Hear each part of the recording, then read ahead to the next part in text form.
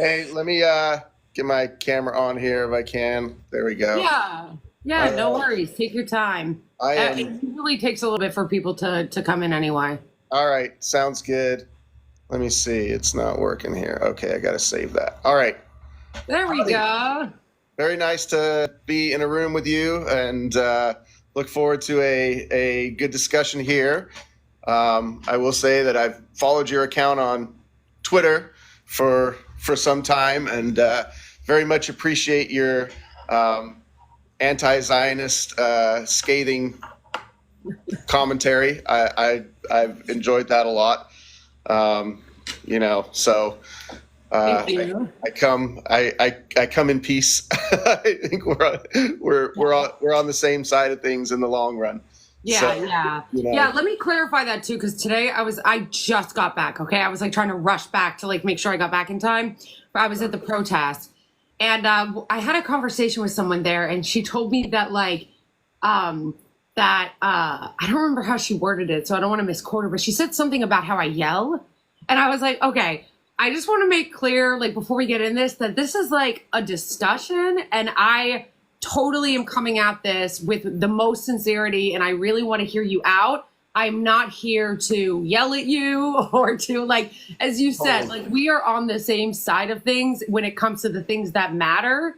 So I just want you to know that even though I yell, it's just because that's my personality. Well, I was gonna say, like, a lot of the lives that you post on Twitter, like you're walking in New York in a loud city, and I'm like, Yeah. yeah. I mean, I know I have a lot of friends from New York. I know the kind of persona, so it's yeah. And I'm a loud person myself. So and likewise in response here, I'm not here to yell. I want us to at least come away with this with like. You cut out. I can't hear you. I got no. Oh, Yeah, okay, I there had you I are. had somebody calling me, so I got to Oh, turn. Let me okay. turn off my phone notification.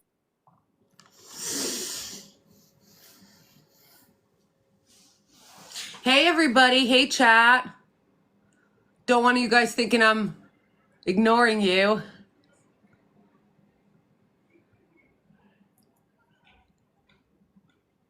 How is everybody? How's everybody doing?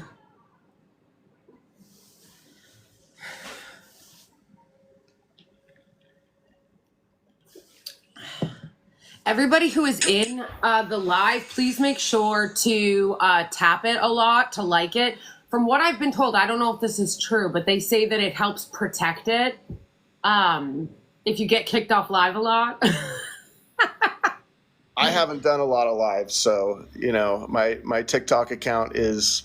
I don't think I've posted anything for months, I but don't like going live that much on TikTok, honestly, because TikTok is ragefully censorious. However, it is easier to do it. I feel like Instagram is very bulky, okay. and what I don't like about Spaces on X is that their video sharing is really crappy, so you can't really see anyone. Yeah, this seems to be a good format, and I have the same thing about X Spaces. Only the audio. I really do like to actually see people that I'm talking to. Yeah. So yeah. Yeah, yeah, exactly.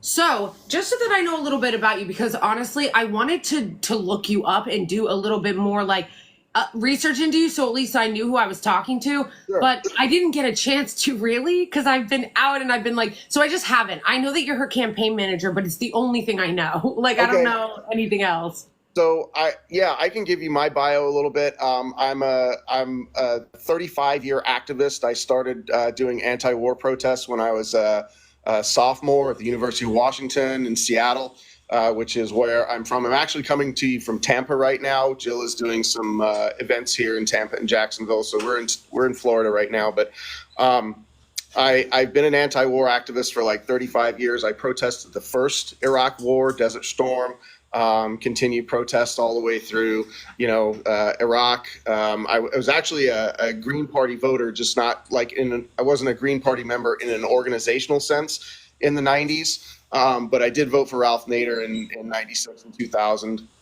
And then I got pulled into the Democratic Party after George Bush went into Iraq illegally, and I was sort of under the auspices that the Democrats were going to be some kind of resistance to standing up to the war machine. And George Bush was just so heinous that, you know, I was one of those people that was so thankful for Obama in 2008.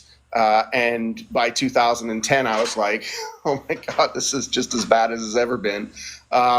So, you know, I've always been on the left. I've been involved in environmental movements, you know, mostly locally in Seattle, but I'm part of the single payer healthcare movement in Washington State. I'm a board member of Whole Washington. We're one of the strongest state-based single payer movements in the country. You know, we've run ballot initiatives to try and get our single payer health care bill on the ballot. We've also gotten it through we've gotten it to committee in the healthcare committees in the Washington State Legislature. So that's, you know, healthcare activism.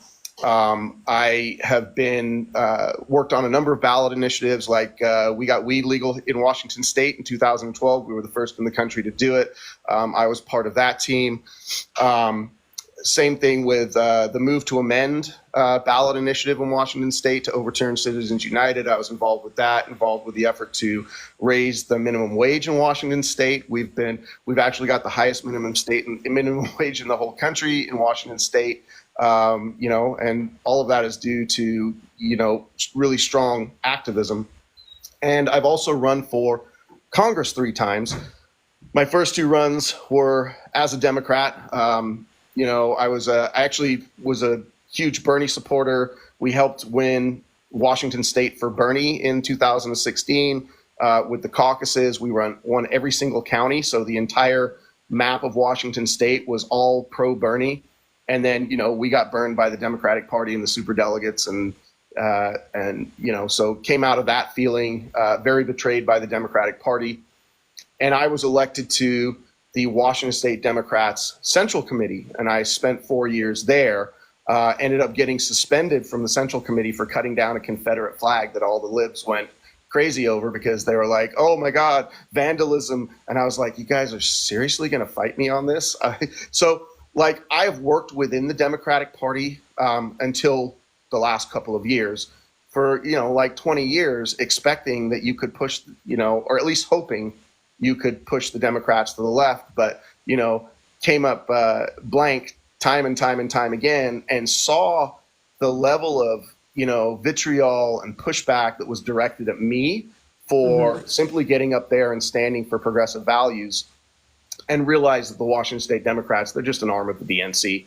And, you know, in fact, the state Democratic parties are really just money laundering organizations for corporations, you know, to fund their Democratic Party candidates. Where they really got mad at me was when I started to demand accountability, because we actually got some good things into the platform.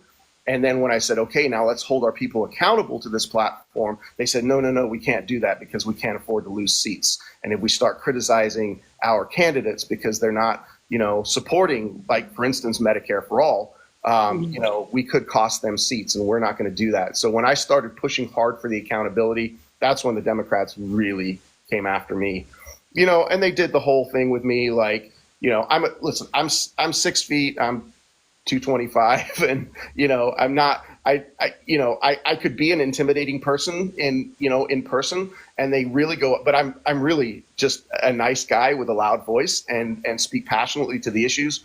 But they very much very much weaponized my own identity against me and said, oh, this is, you know, white man being bully, being harassing. And I'm like, you know, where's the evidence? Where's the evidence that I'm doing this? They would never show me any evidence, or the people, you know, so I had people come out to defend me, and, like, you know, if you knew Jason, he's just a nice guy, he's a passionate activist.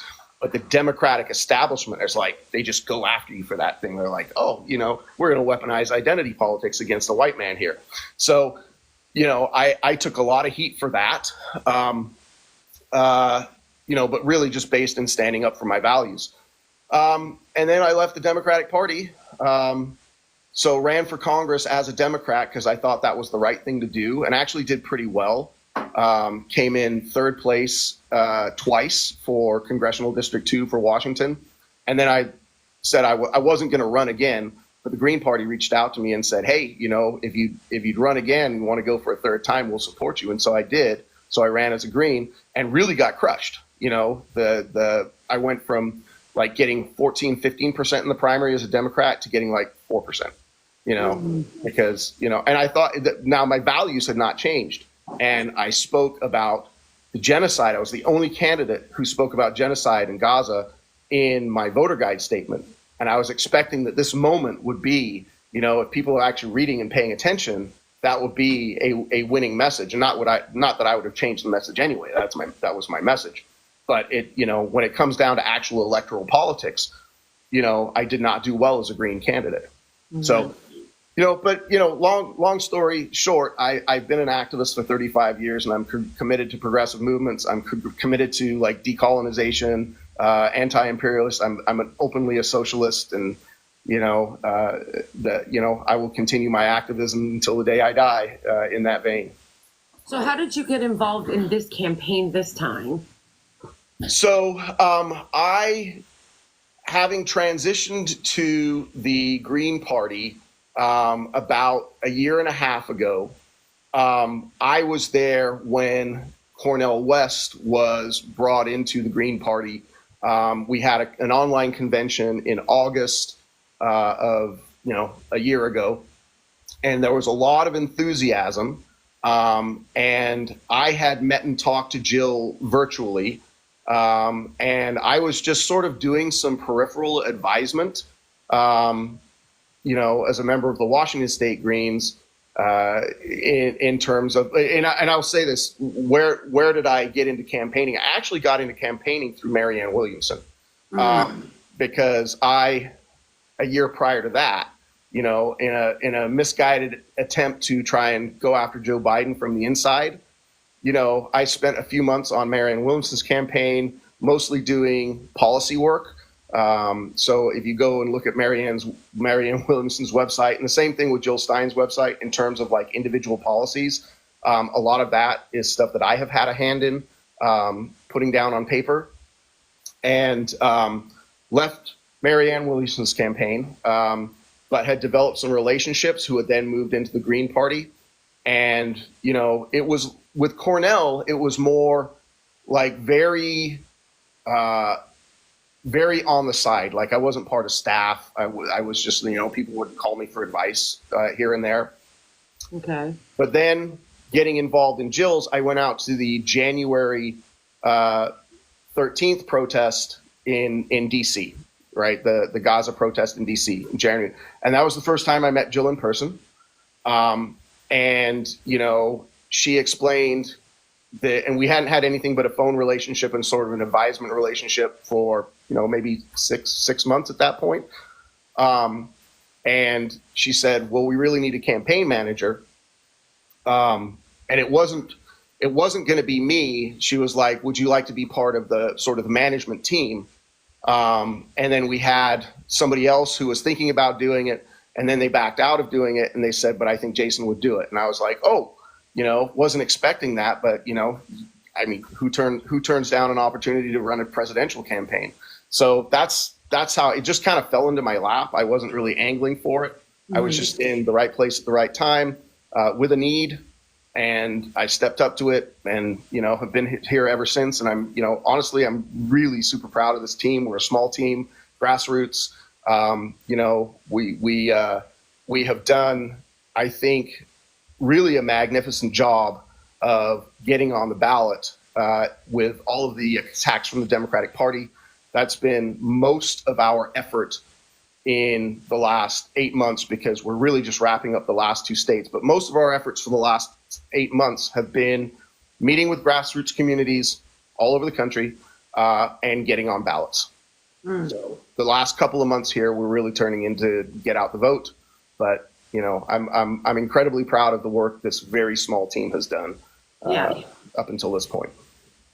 Okay, cool. So that's good to know. So it started, so you kind of joined in like January. Yep. So that kind of actually brings me to my next question. What does the actual campaign on the ground look like?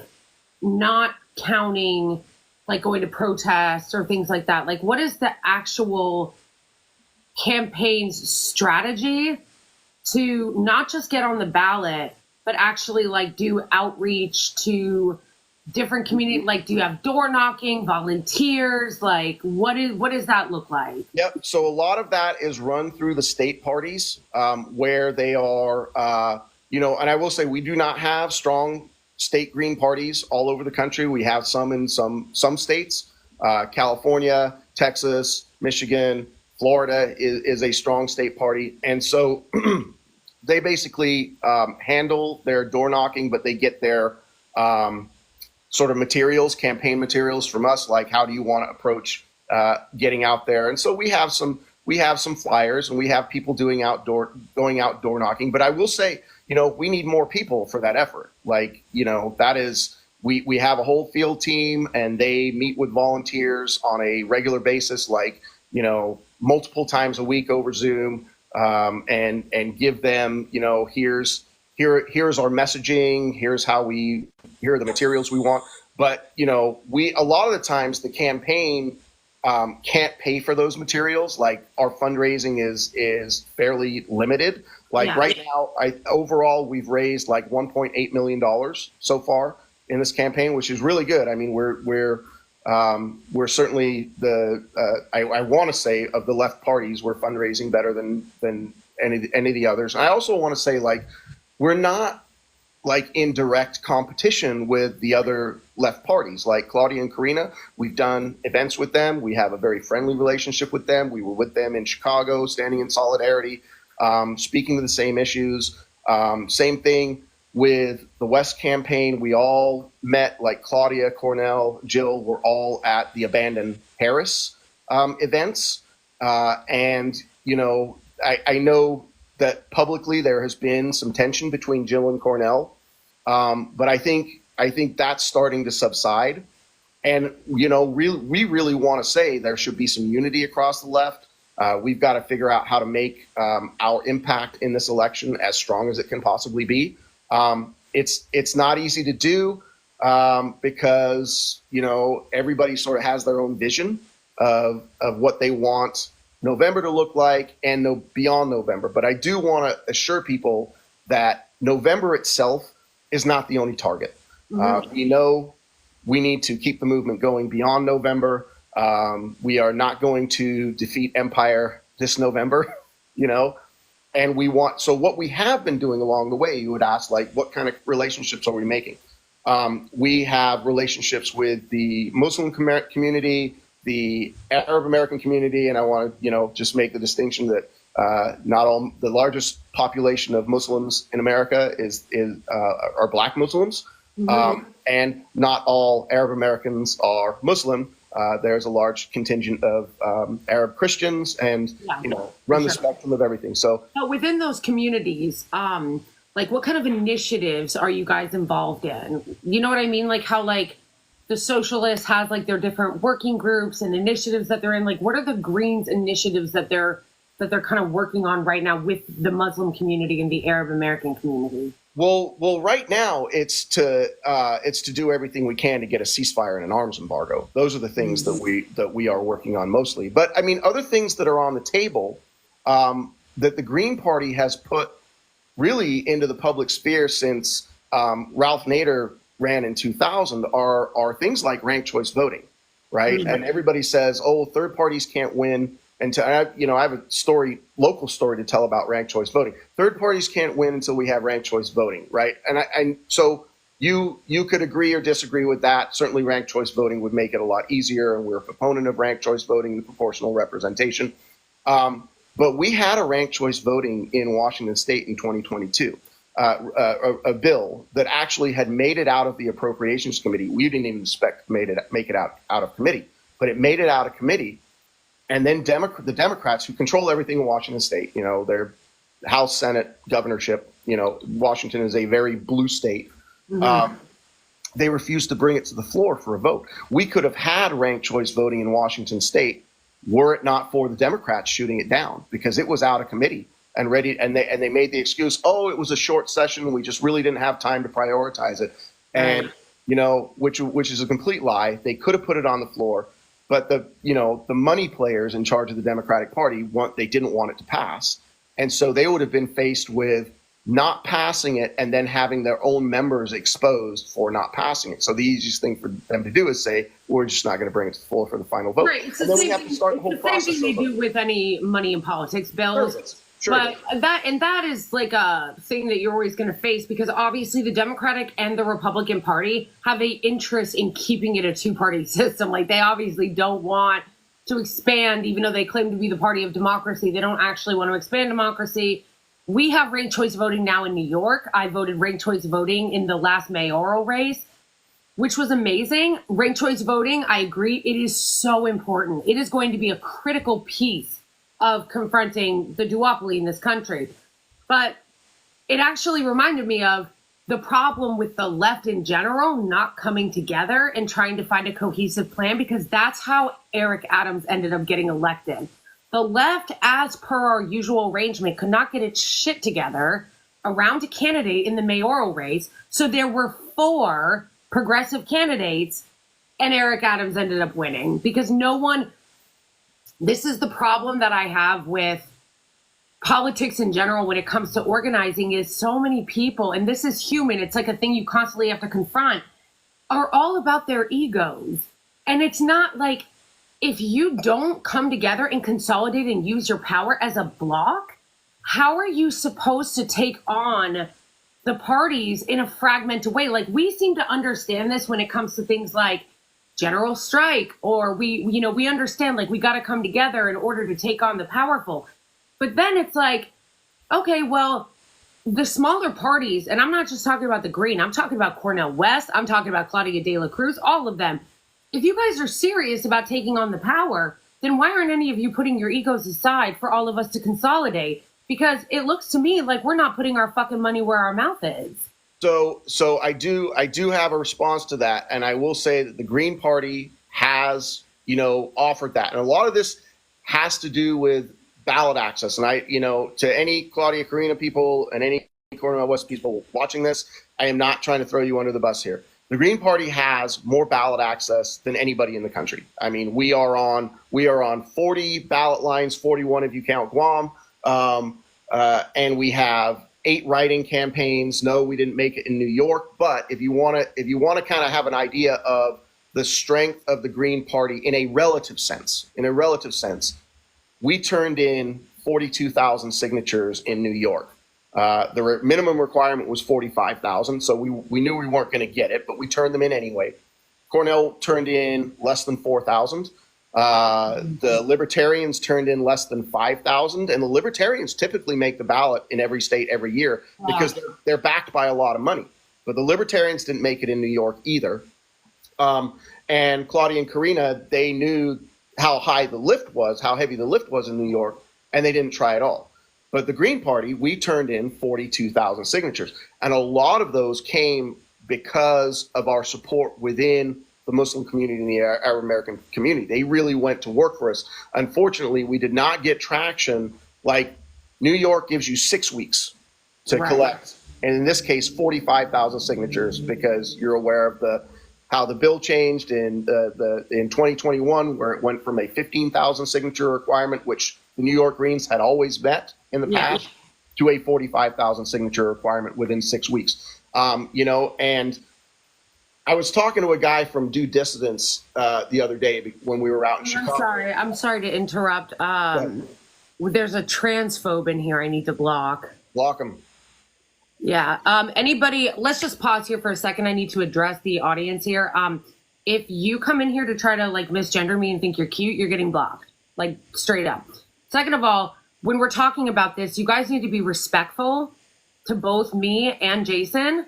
And I need all the celebrity simping to stop. I need you guys to not be celebrity simps and treat this like this is a movie or a game. It's not. We're just having a conversation. So please keep an open mind and be respectful. And remember that the activism starts in your own home.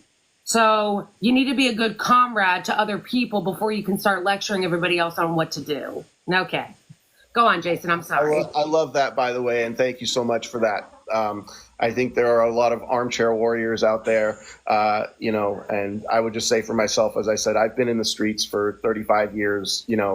In my opinion, I've been doing the work, and I know a lot of people in the Green Party have been doing the work. And, God knows the Green Party suffers from, just a lack of bodies to do the work. But we have a platform and we have a nationwide organization. We want more people to come into the party. We absolutely do. Right. But getting back But you're newer to it though. And that's another question that has nothing to do with you per se, but is another worry that I have about the Green Party that I think is just, it's one of the things, and you can probably address this, that sets off red flags for me when it comes to who to support. Is that I look at it and I'm like, people say, oh, well, they weren't on the ballot. They were scrambling. They were trying to find a campaign manager. Cornel West dropped out, blah, blah, blah. And my response to that is, when I hear that is, why was this so last minute? Why weren't you guys planning this for the last 4 years? Why wasn't this Biden got elected and on day one after his inauguration, we're starting to plan this shit. We're recruiting candidates. We're getting things on the ballot. We're organizing. We're doing outreach. Like, why was this all so last minute? And then I go on Instagram, and I know I pointed this out in the video, and I see New York Green Party has no online presence at all, no Instagram presence. Where do you guys be? And then I look at Jill Stein's and I'm like, where were you the last 6 years? Like, what are you guys doing? So Jill Stein is not the Green Party. The Green Party is a national organization, and there are, state chapters and there are local chapters, and they all run their own social media. So the Stein campaign doesn't have anything to do with, and even by our bylaws, the Stein campaign could not get official Green Party support until we were done with our primary, which literally was 2 weeks ago.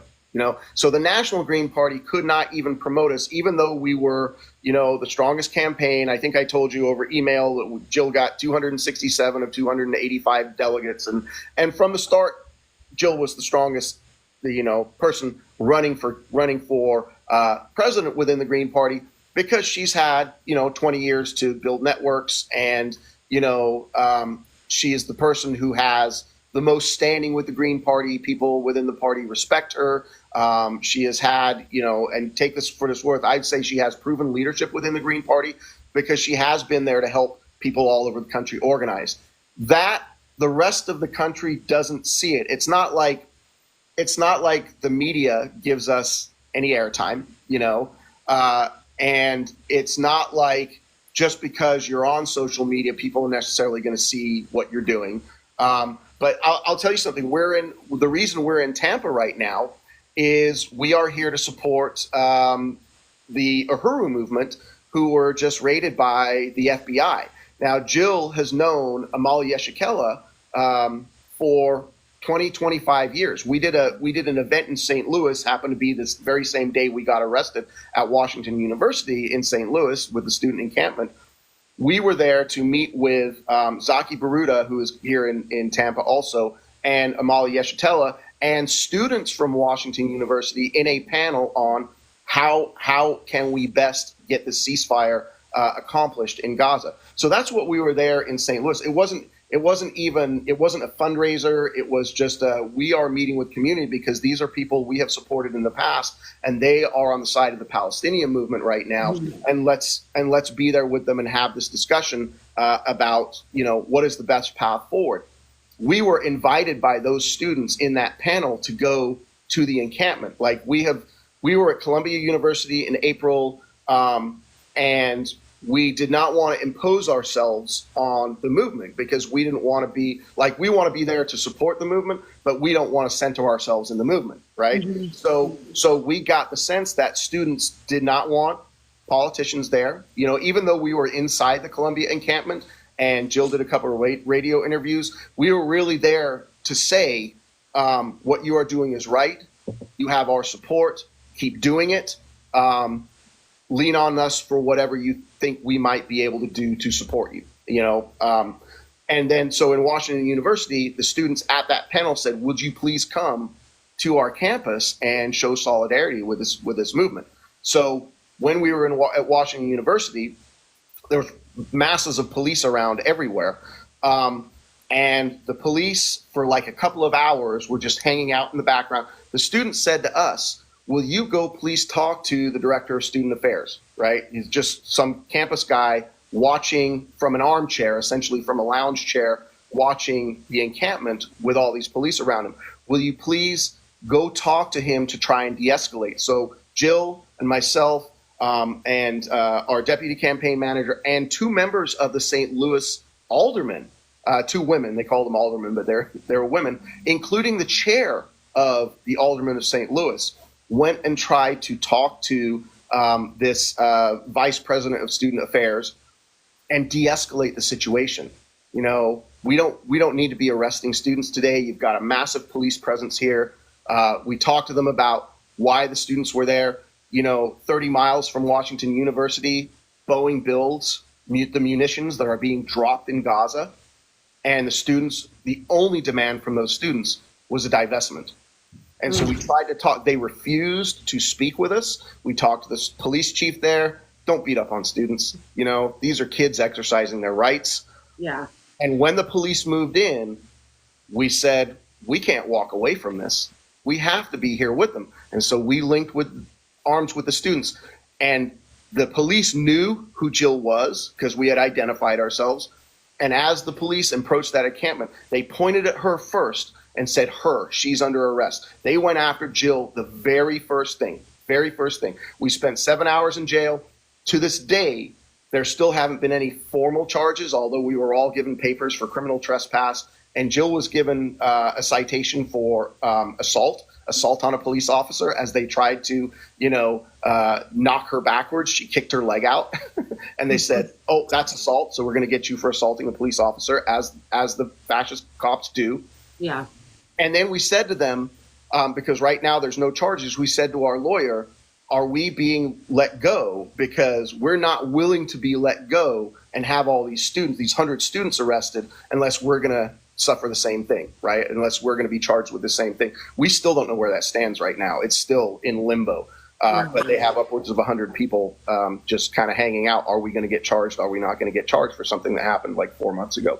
But to say that we were in St. Louis to build community, that we were there at the invitation of the Missouri Greens, which is actually a very strong national state party in the country, the Missouri Greens. Activism going back decades to the 60s in the environmental movement. And extremely strong ties to the Black Socialist movement, who we were there to meet and support, and now why we are here in Tampa, because their houses got raided by the FBI because somewhere along the line they took $400 from something that ended up being sourced in Russia, right? So they took a donation from Russia, $400, and then the FBI said, oh, now they're acting. That's what they're being charged with. They're being charged with acting as foreign agents. Well, what they are is a Black socialist group who has for decades, just like the Black Panthers were, been, calling out the federal government. Right. And that's what they're trying to do, is to take them down. So that's who we're here in support of. And Jill has had relationships with these people for decades. Right, which I don't question. I'm sure Jill Stein has done a lot of relationships. She's been around a while. My more concern was I don't see in any, and maybe I'm missing it, but I don't see the Green Party anywhere. Locally, I don't see them. There were 40 sponsors of the protest I was at today. I did not see the Green Party anywhere. I don't see they're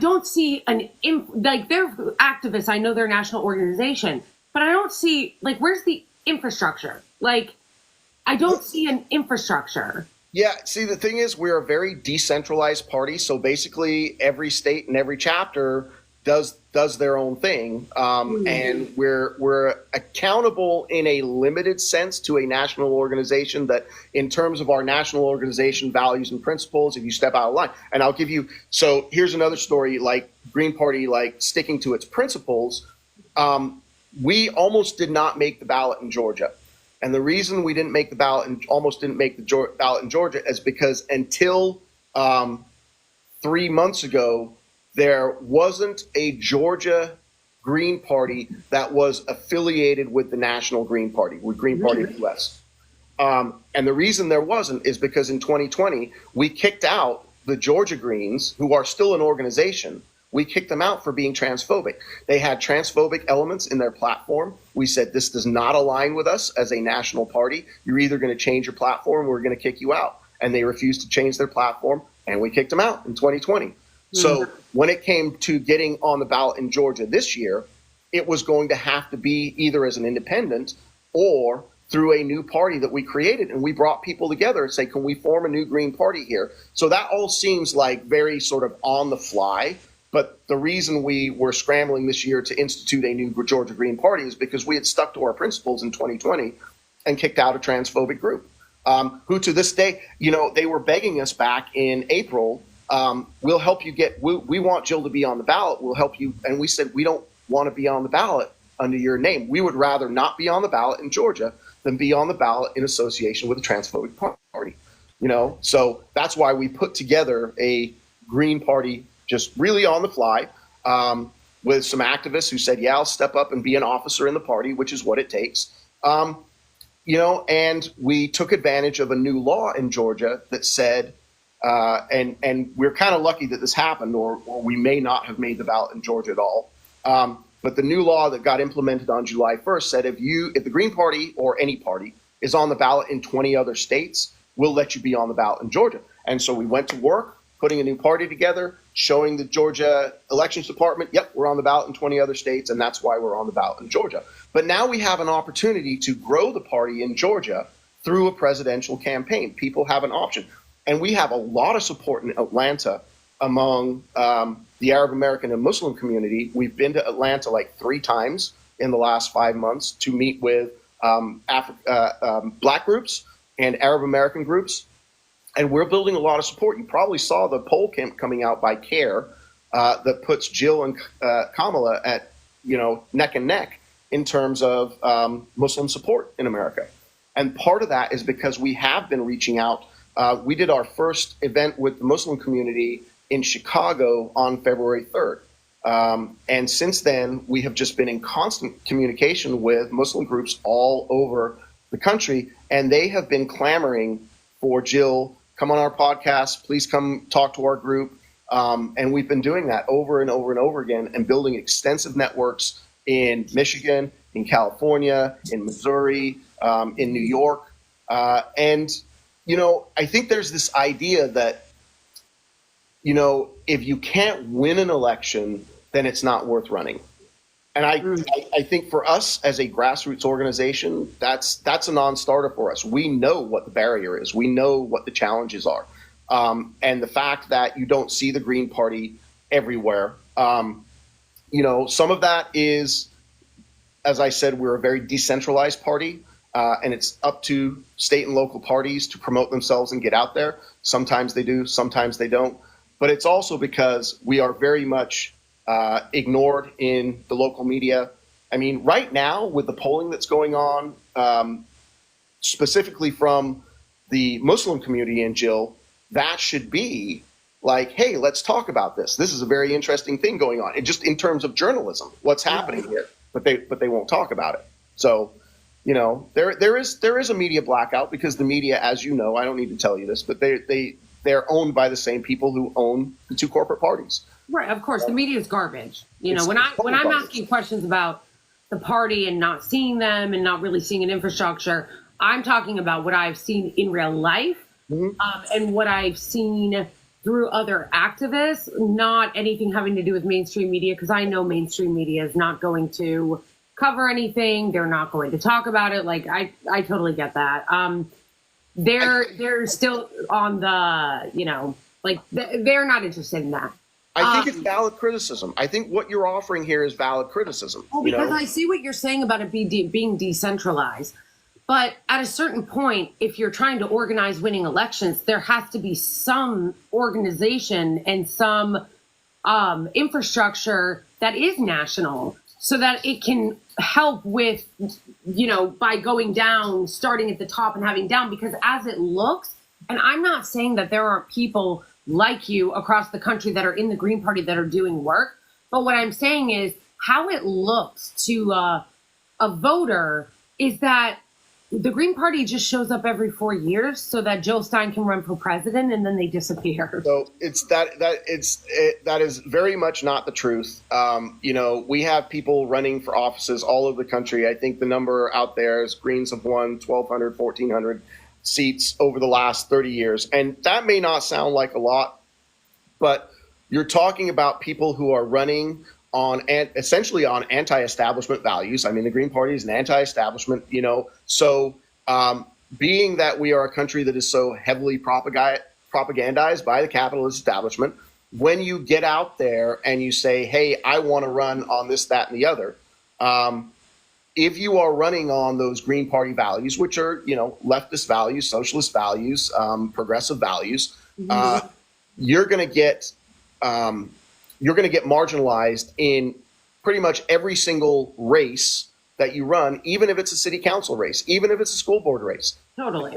Attempts to prevent those values from actually gaining a foothold within any institution or electoral body. Yeah. So it's an uphill fight the whole time.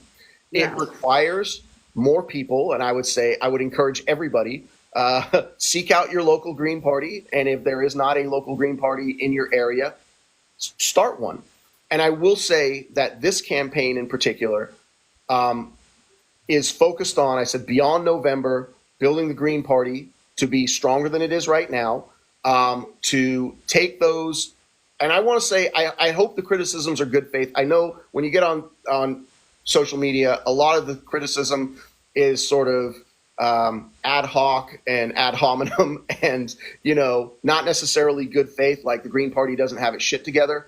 But in a lot of places, the Green Party really does have its shit together, but not everywhere. Like, for instance, and I'll, why run a presidential campaign that you're not going to win? I'll give you an example. I went to Idaho. We got on the ballot in Idaho back in March. It was one of the first states that we got on the ballot on, and Washington State, close to Idaho. I went to Idaho. And I canvassed there for a week.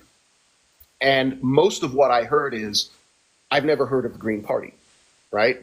Well, the Green Party doesn't have ballot access in Idaho, which means no candidates can run under the Green Party candidate. In fact, we can't run in Idaho. We're on the ballot in Idaho as an independent, right? But once we're on the ballot in Idaho and people will associate that candidate with the Green Party, there are now more people who are exposed to the Green Party and that we can work with because we made connections in Idaho. We do have connections in Idaho.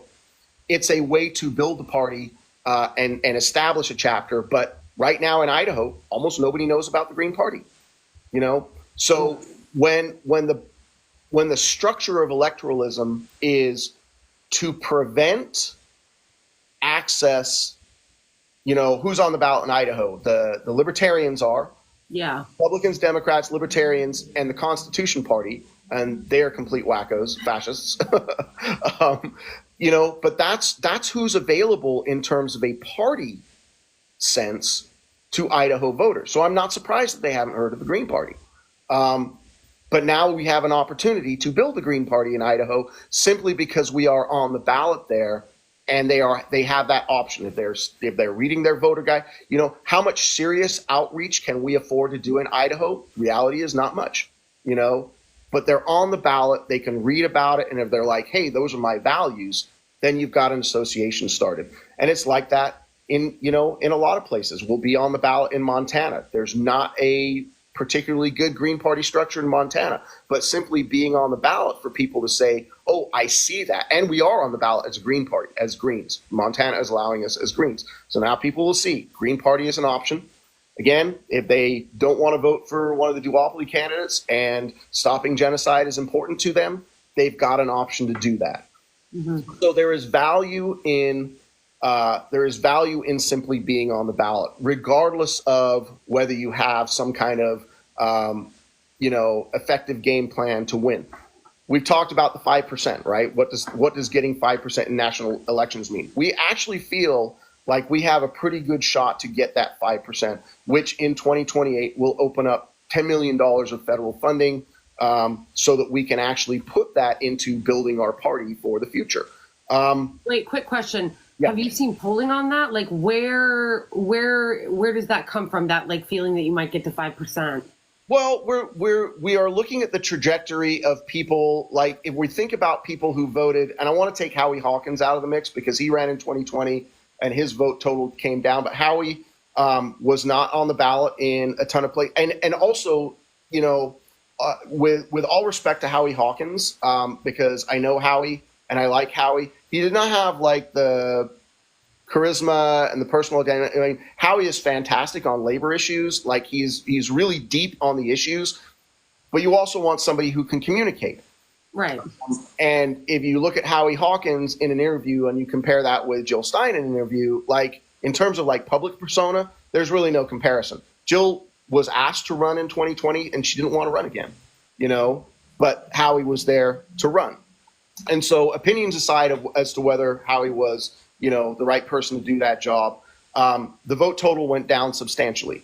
But going from in 2012 getting 400,000 votes to going to in 2016 getting 1.4 million votes, you added 1 million votes in 4 years, right? And with the dissatisfaction, now, is there any official polling on this? Well, we've seen the CARE polling on the Muslim population, and we've seen other polling, particularly focused on the genocide, that if the genocide is your issue, are you going to vote for one of the duopoly candidates, or are you going to vote third party? So, you know, there's no doubt that we are going to be leaning heavily on, you know, are you going to vote for a non-genocide option? But if you look at the trajectory of adding 1 million votes in 4 years, and now we've had, you know, 4 years since 2020, the Biden administration's been a complete disaster.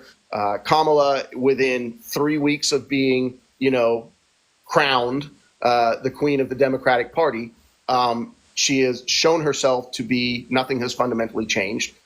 Tim Walz isn't changing anything. He's still, you know, controlled by AIPAC as much as the rest of the party. So we are leaning on our messaging that, one, in a democracy, there is no such thing as a spoiler.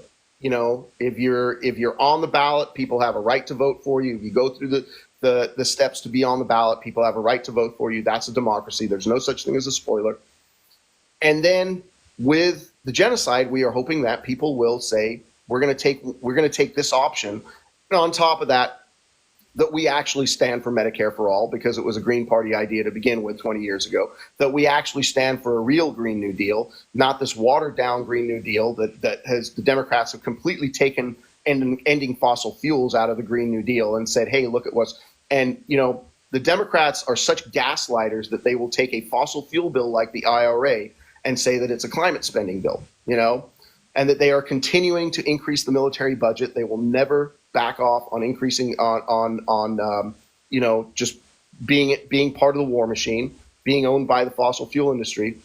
And if people are ready for a real change in a left direction, looking at the ballot access, we are clearly the best option, because if you care if you compare where we are on the ballot across the country, and like officially on the ballot, 40 ballot lines, not even counting write-in, and compare that to where Claudia and Karina are and where Cornel West is, there's no comparison. And I say that with all, you know, respect for our, you know, comrades in this fight, because we do not look at the other campaigns as being competitors. We are comrades.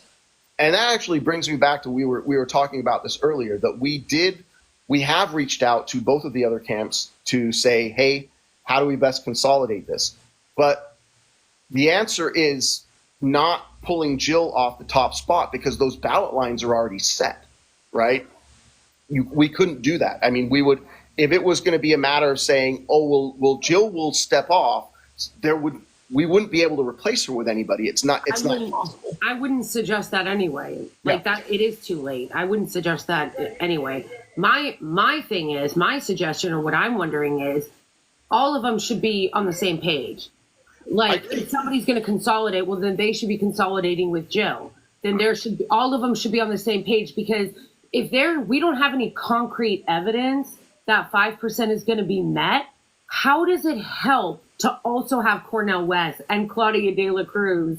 And look, I'm not saying that they don't have a right to. I agree with you. There's no such thing as a spoiler. It is incumbent on the candidate to earn the vote, and people should have options. You don't get to tell people who to vote for. So, right. Of course. And look, I've dealt with that myself. I voted for Jill Stein in 2016, and I heard about it for the next 5 years about how I ruined Queen Hillary's chances, and I'm the reason why Donald Trump was in blah, blah, blah, blah, blah, blah, blah. You're talking to somebody who goes back to the Gore vote in 2000, and I have taken the same heat for that. So I know, exactly. Yeah, so like this is not, but also, again, I've taken a ton of shit from both sides. From the blue MAGA Hillary stands because, I ruined Queen Hillary's chance to be president. Now, I criticize or I say that I'm worried about the Green Party and I'm not really seeing anything. And now I'm taking a ton of shit from them. So it's like, you're going to take shit. But I think that these things are really important to talk about because it's like,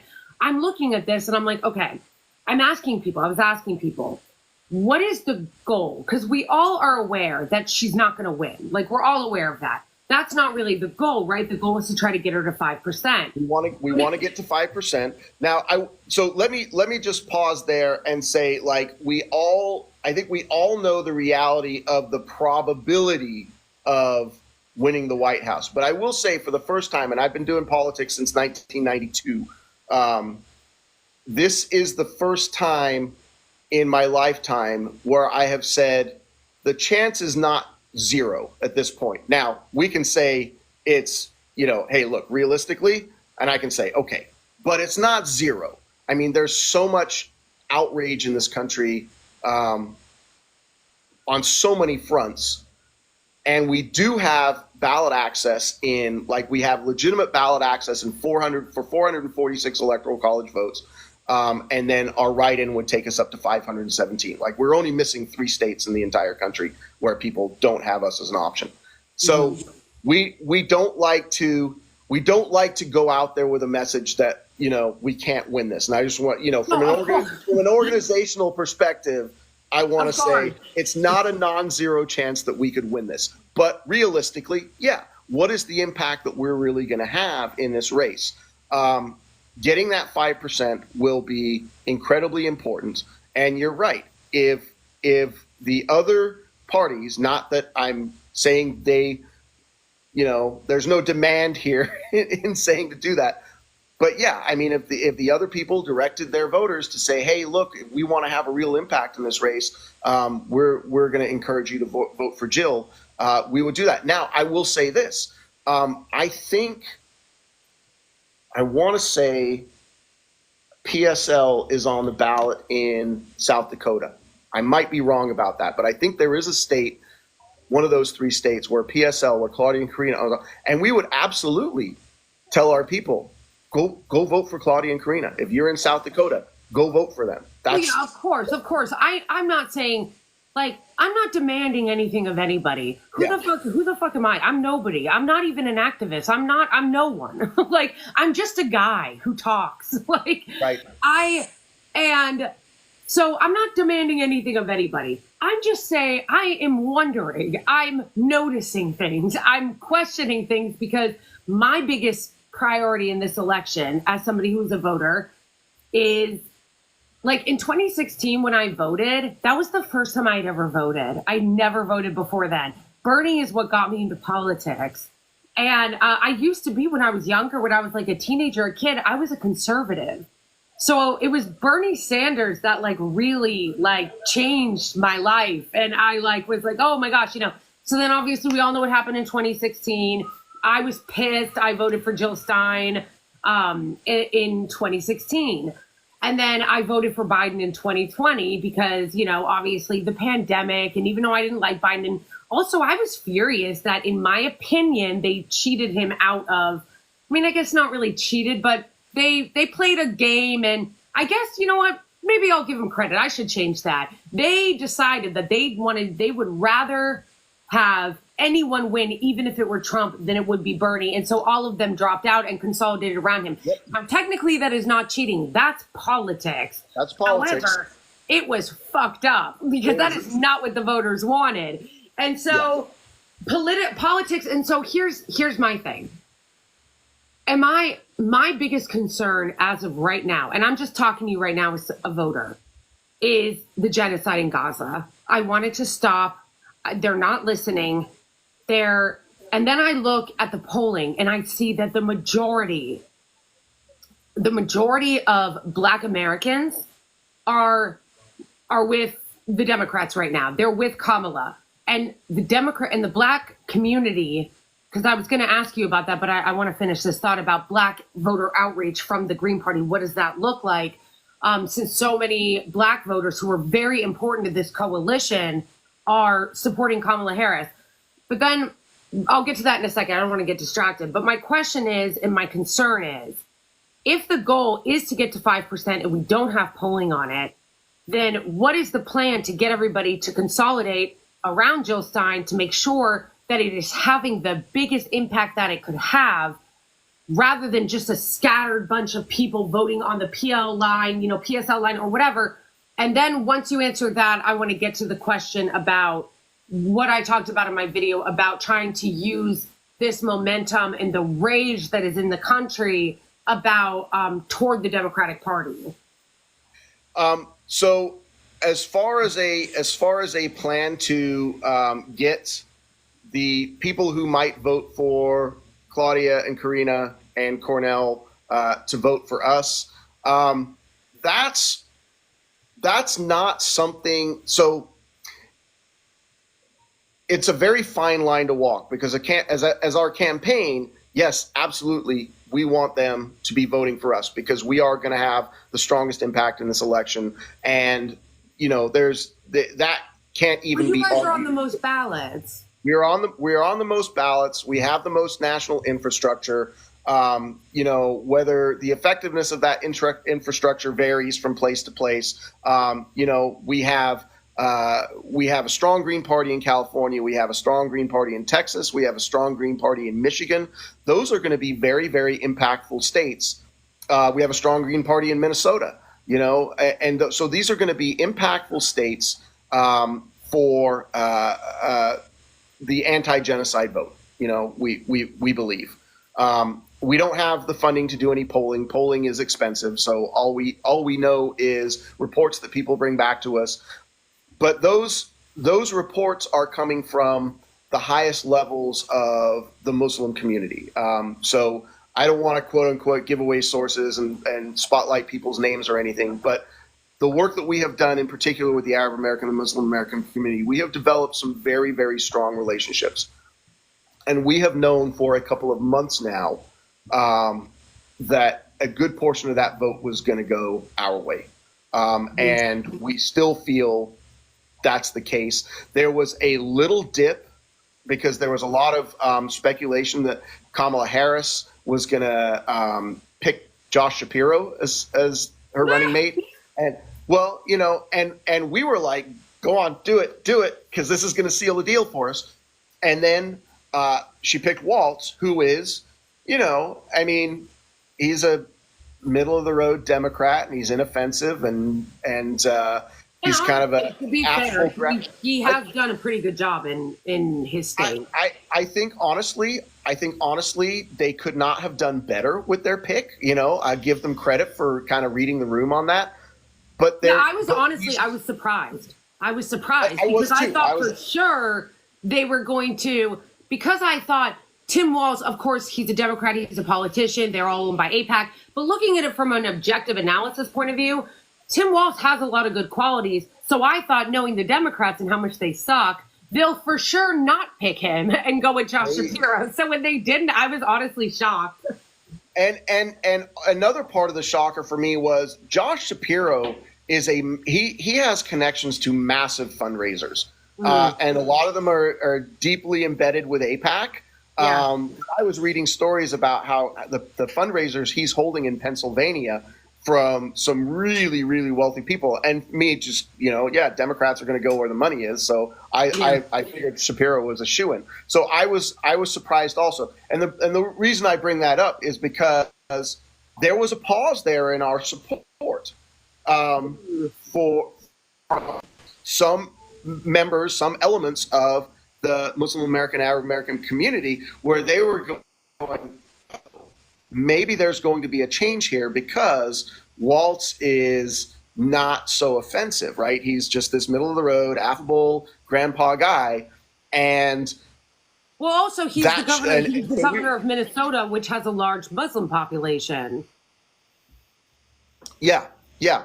And so, you know, we were very much like, for our own purposes, okay, you know, we took a deep breath, and in 3 weeks, that shine has fallen away. You know, it's fallen away because Kamala's still out there saying.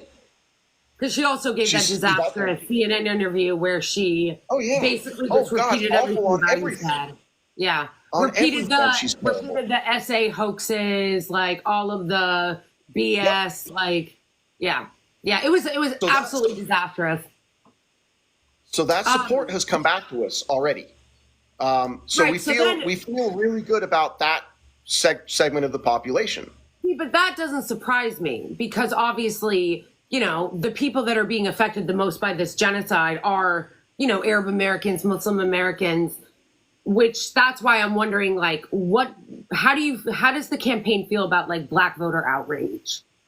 Well, we have done a substantial amount in Atlanta, in Milwaukee, and if you know in the Chicago area, if you know the statistics on being Black in America, the Milwaukee Racine area, it has historically been one of the worst places to be a Black American, and we have been there because we've actually got a congressional candidate running in the Milwaukee area who is Black American and has been a member of the Green Party for a long time. And we have networked with a lot of people from the formerly incarcerated community. And, you know, not surprisingly in America, mostly Black people.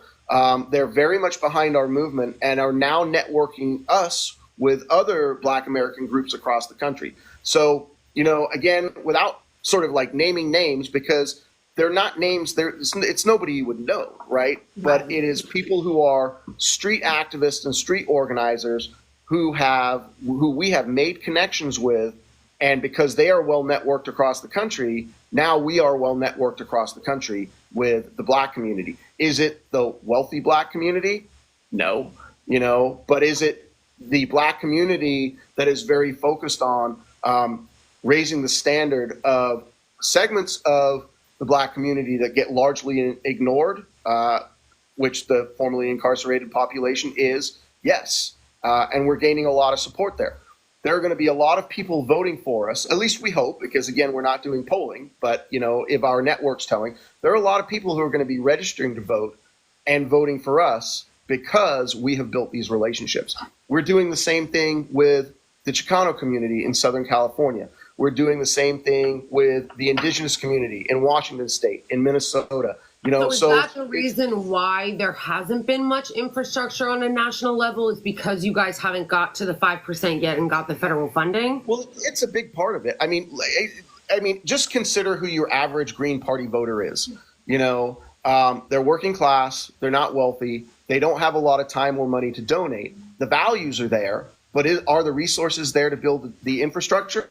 You know, they haven't been. Whereas the Democrat and the Republican Party, they've just got billions of dollars flooding for offices and paid staff and all that. We don't have any of that. We don't have every Green Party chapter, every state party chapter, every local chapter is completely volunteer.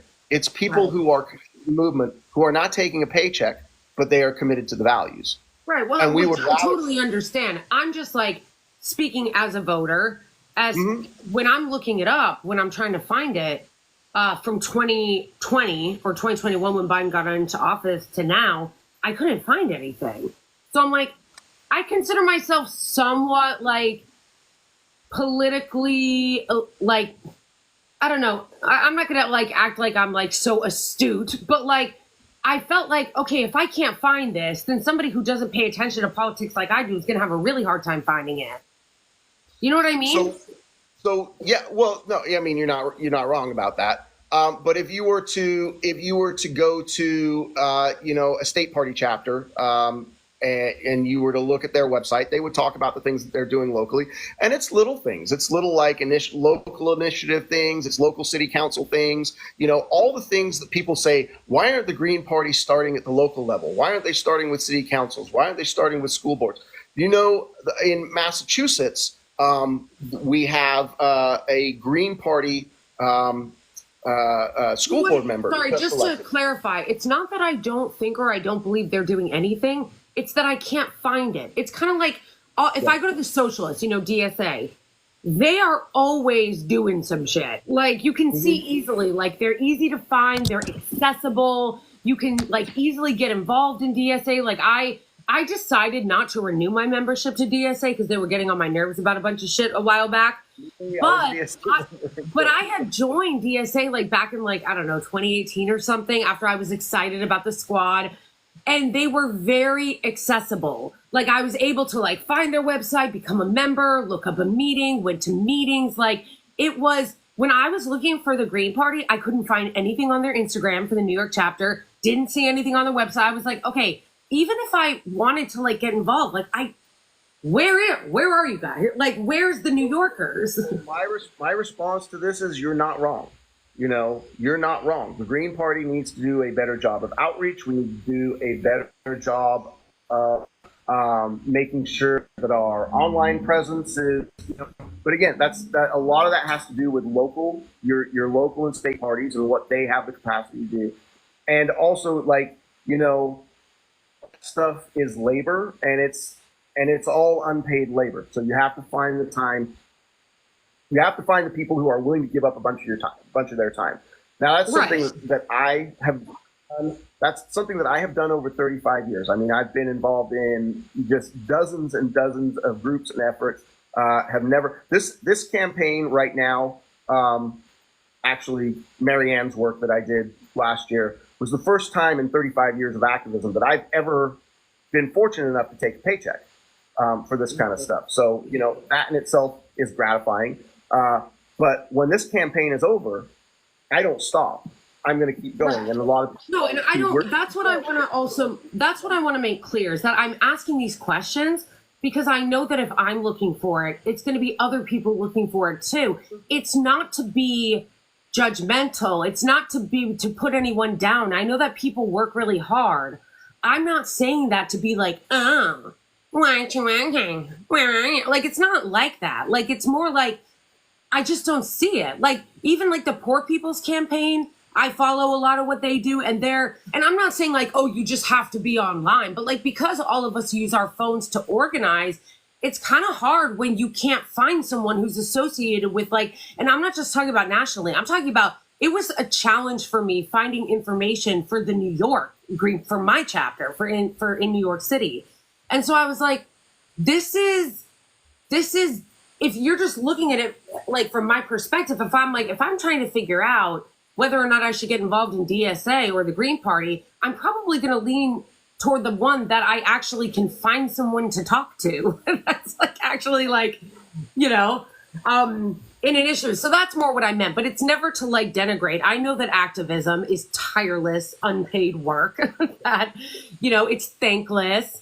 But I'm looking at this again, my whole goal, everything I'm asking is what can be the most effective way to push for a ceasefire. And also, I know a lot of people that are leftists. I'm not saying this is the Green Party's position. I'm not saying this is anyone's, but this is mine, that a lot of people don't really care if Trump wins. And I get that. I understand. But I do. I am concerned about him winning because there are a lot of vulnerable people in this country. A lot of vulnerable people living in red states. Yep. And I am worried about that. And so my thing is, what can we do to maximize the potential of a consolidated vote in order to push for a ceasefire while also simultaneously not harming vulnerable communities? Because I heard someone say yesterday on a TikTok live that I was on, they were like talking about general strike. And I think that general strike is an amazing idea. And I'm glad that the unions are coming together to start planning for it now because it takes time.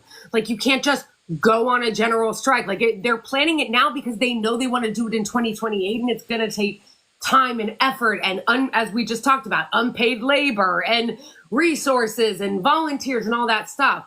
But the person was like, well, we just have to make sure that, if, Trump gets into office and things get really bad, that we're being there for each other. And we have things like, community organizing. And the person was like, well, what do you mean? Like, be specific. I'm like, but I'm going to need a little bit more specificity when it comes to things like that. And again, I'm not saying that to be a dick. In fact, I think when people ask that question legitimately, they shouldn't be met with sarcasm and dismissal from the activists, because and this is a side problem. This has nothing to do with you. I'm not saying this about you or the Green Party, but leftists in general talk about community constantly and then act like assholes.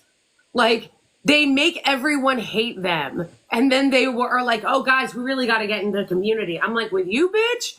Like, no one likes us. It's like, you need to, if you're going to be talking about community building, you need to be someone who can be in community with people and not be a total dick all the time. Like, it's so true. That's part of it. So my question is, and again, this is one of the other questions that I had, that I'm just wondering why it hasn't come up. Why, if you're, and maybe this is not the Green Party's goal, it might be the goal just to get to 5% if you can, and then try to get federal funding for 2028. But my question is, as somebody whose main priority is wanting to get a ceasefire and wanting an arms embargo on the genocidal Israeli regime, is, okay, we know that Harris and her administration have absolutely no plan to change policy when it comes to Gaza. She made that clear in the CNN interview. She could have been Joe Biden, just same BS talking points. So my question then became, why not at least, doesn't mean that you have to go through with it, but why not at least get the Green Party, Jill Stein, Cornel West, Claudia De La Cruz, all come together and get an idea of how many votes that they have across the swing states. Like, get it, like an idea. Like, I know that you can't afford to like do actual polling, but get an idea. Like, okay, we have 100,000 people that have pledged that they're going to vote for us. Like a petition, start a petition and say, like, we have 40,000 people in Michigan that say they're going to vote for us. That is more than both Trump and Joe Biden won Michigan by. This is how many people we got to sign our petition to pledge that they are going to do it in Arizona and in Wisconsin, and like put that out, right? And be like, go to the Democrats and say, we have 300,000 people across the 5 swing states that have signed this pledge to say that if you do not change your policy on Israel, and if you do not demand an arms embargo and a ceasefire, every single one of us will make sure that you lose. If you do it, we'll support you and we'll bow out. If you don't, you're going to lose and we're going to promise to vote against you. Like, what I'm saying is, why not leverage the massive anger in the country to threaten them? I don't mean beg them, ask them, act like they're going to care. Like, we know they don't give a shit. It's like, no. You do it like the Republicans do, like the anti-choice voters did to Donald Trump. When they found out, he said, I'm going to vote for the referendum on abortion in Florida. All the anti-abortion activists came out and said, you think you are, bitch? Because we're not going to vote for you if you do. And he's like, wait. And then he backpedals. So I'm like, yeah, I'm not under any illusion that Kamala Harris and the Democrats give a shit about Gaza. I'm saying, why don't you bend those motherfuckers? Threat time. So, you see what I mean? I do, and I have some answers for you. So, first of all, that job is not on the Green Party to make those. I mean, we are out here. We're clearly against the genocide. We have clearly said, and Jill's been on national media and every podcast saying, you know, our top priority is ceasefire in Gaza. It is the number one issue. Like, take Gaza off the table. All right, we can talk about climate change. We can talk about universal health care. We can talk about getting money out of politics. Gaza comes into the picture, and it's sitting on top there, and we have to get this thing done because, you know, if you don't think that people who are funding this Gaza, this atrocity in Gaza won't bring that home to you, you know, Mhm. at some point. You know, we see what's happening on college campuses right now. But Yeah, of course. on this, Democrats want more police. Democrats want more military funding. Democrats are not going to back off on it. It is Democratic Party voters, it's people who consider themselves to be, you know, vote blue no matter who, right? But and I see that you see this all the time in social media bias, you know, Harris Waltz 2024, and they've got a Palestinian flag. I'm like, what kind of cognitive dissonance do you have to be living through to think that you can have those two things in your bio at the same time? It's up to Democratic Party voters to put pressure on their politicians and say, if you don't do this, we're going to walk, right? It's not up to us who are trying to build a movement for the future. And I want people to understand that the Green Party is like, somebody said this a month ago, like, you know, 15 years from now, the country will be where the Green Party wants them to be. And the Green Party will have been right all along. Because if you go look at our platform, you will see all of the things that the left says, hey, these are the things that make a functional society. So it's not on us to give that up and say, we're going to withdraw all of our policy demands if you do this one thing. And we want that one thing, right? What it is, and I showed you that tweet that I did the other day. We are on the ballot in every single swing state. If you want to earn those voters back, because many of them have left you now, if you want to earn those voters back, get this policy done.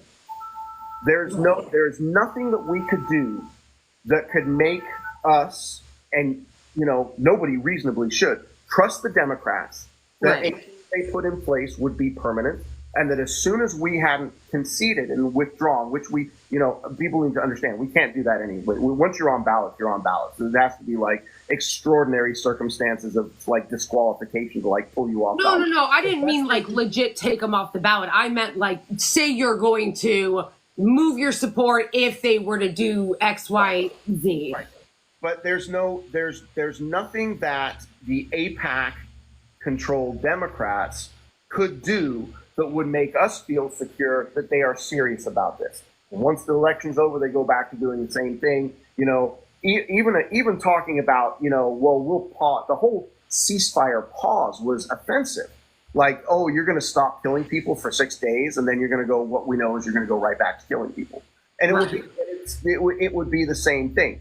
So what we would say to them is, do the work of securing a permanent ceasefire, end the occupation, an arms embargo, undo the apartheid state that you have been supporting for 76 years. Do those things and earn back the voters who have left you. It is not up to us to withdraw and say, here are our voters, because we think that you will do something, you know, you can't trust these people, and everybody should know you can't trust these people. Look at what they just did to Cori Bush and Jamal Bowman, you know? Yeah. Yeah, but also part of that was that a lot of people that claim to be against AIPAC also don't care to vote. So they didn't show up for them. And so that's another part of it. You've got people that are always talking about what we need to do, but then when it comes to just like doing the bare minimum of showing up in a primary, I mean, the turnout for Jamal Bowman's election was pathetic. I know. Even if he lost, it was like, what, 28% or something? So I mean, but then again, like how is that on the Green Party to with our It's not funding and you know but that's what I'm saying. It's not on you guys. Like I'm not making that claim. Like of course it's not on you guys. It's on the Democratic Party to earn someone's vote. I don't see it's on them. I'm just bringing the idea up and saying, why not, if this is a huge priority of ours and they're not listening, and the only thing that seems to ever work with these people or any politician is threats. So you undoubtedly saw AOC's little rant about Jill the other night. They are doing that specifically because of the polling that just came out from CARE. That's what that's about. That was not some random thing that AOC just decided, oh, I think I'm just going to take a swipe at Jill. They are doing that because they know we're here, and I don't like to use the spoiler argument at all, but they are certainly looking at us as spoiling elections for them. And my message to them is, rather than taking cracks at us, change your policy, because that's what it's about. We want better policy out of you. You know. Yeah, I agree with that. I agree with that. It's not. I don't blame the Green Party in the same way that I don't blame myself for not voting for Hillary in 2016. Like, sorry, boo, you didn't earn my vote. Right. Like, it is up to them to earn your vote. I'm literally just was thinking, like, why not try this? Because I see the Republicans do it and it works. And I'm like, well, then why don't we try to do something like that if we really, really want? I know it's not on the Green Party. It's not your guy's job to do it. But, like, I'm just saying it from my, and I hear it from your perspective. You're like, we have other policy priorities. Also, we don't trust them. Like, I totally hear you. I'm just saying how it sounds to me is I'm like, if we want to do everything we can to get a ceasefire, why not leverage some of the anger and some of the rage on the left to, like, create a coalition to threaten them so that they do the right thing, whether or not they mean it or not. And I hear you. You don't trust them. Like, I get that. I'm just trying to think of things because I just want this to stop. And I think, how could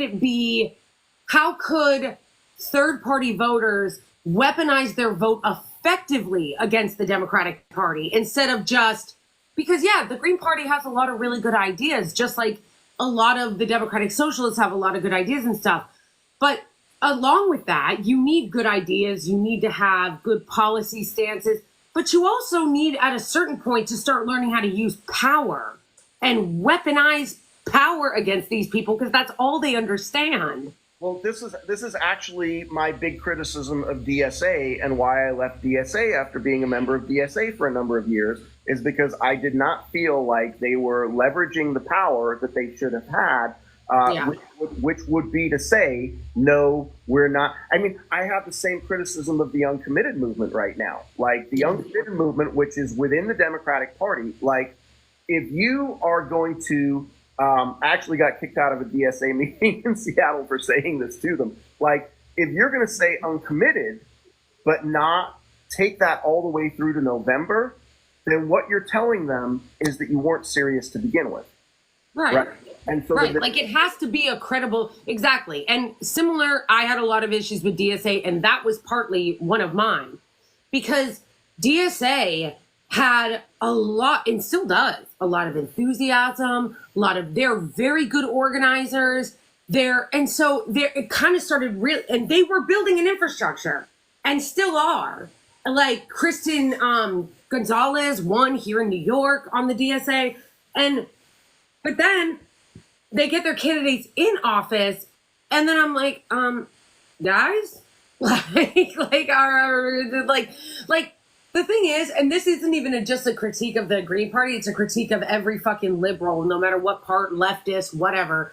It's like, they seem to not understand the word power, or they understand the word, like, but like, or understand the word, like, I feel like the reason why that I was even bringing up the whole thing about, like, and again, I understand, like, why you're saying they're not, but that was the reason why that I even brought up the whole thing about why not consolidate the Green Party and Cornel West and Claudia de la Cruz and try to use that as a weapon to threaten the Democrats, because I thought, I always see the Republicans using actual threats as a weapon in order to bully their own, leaders into doing what they want.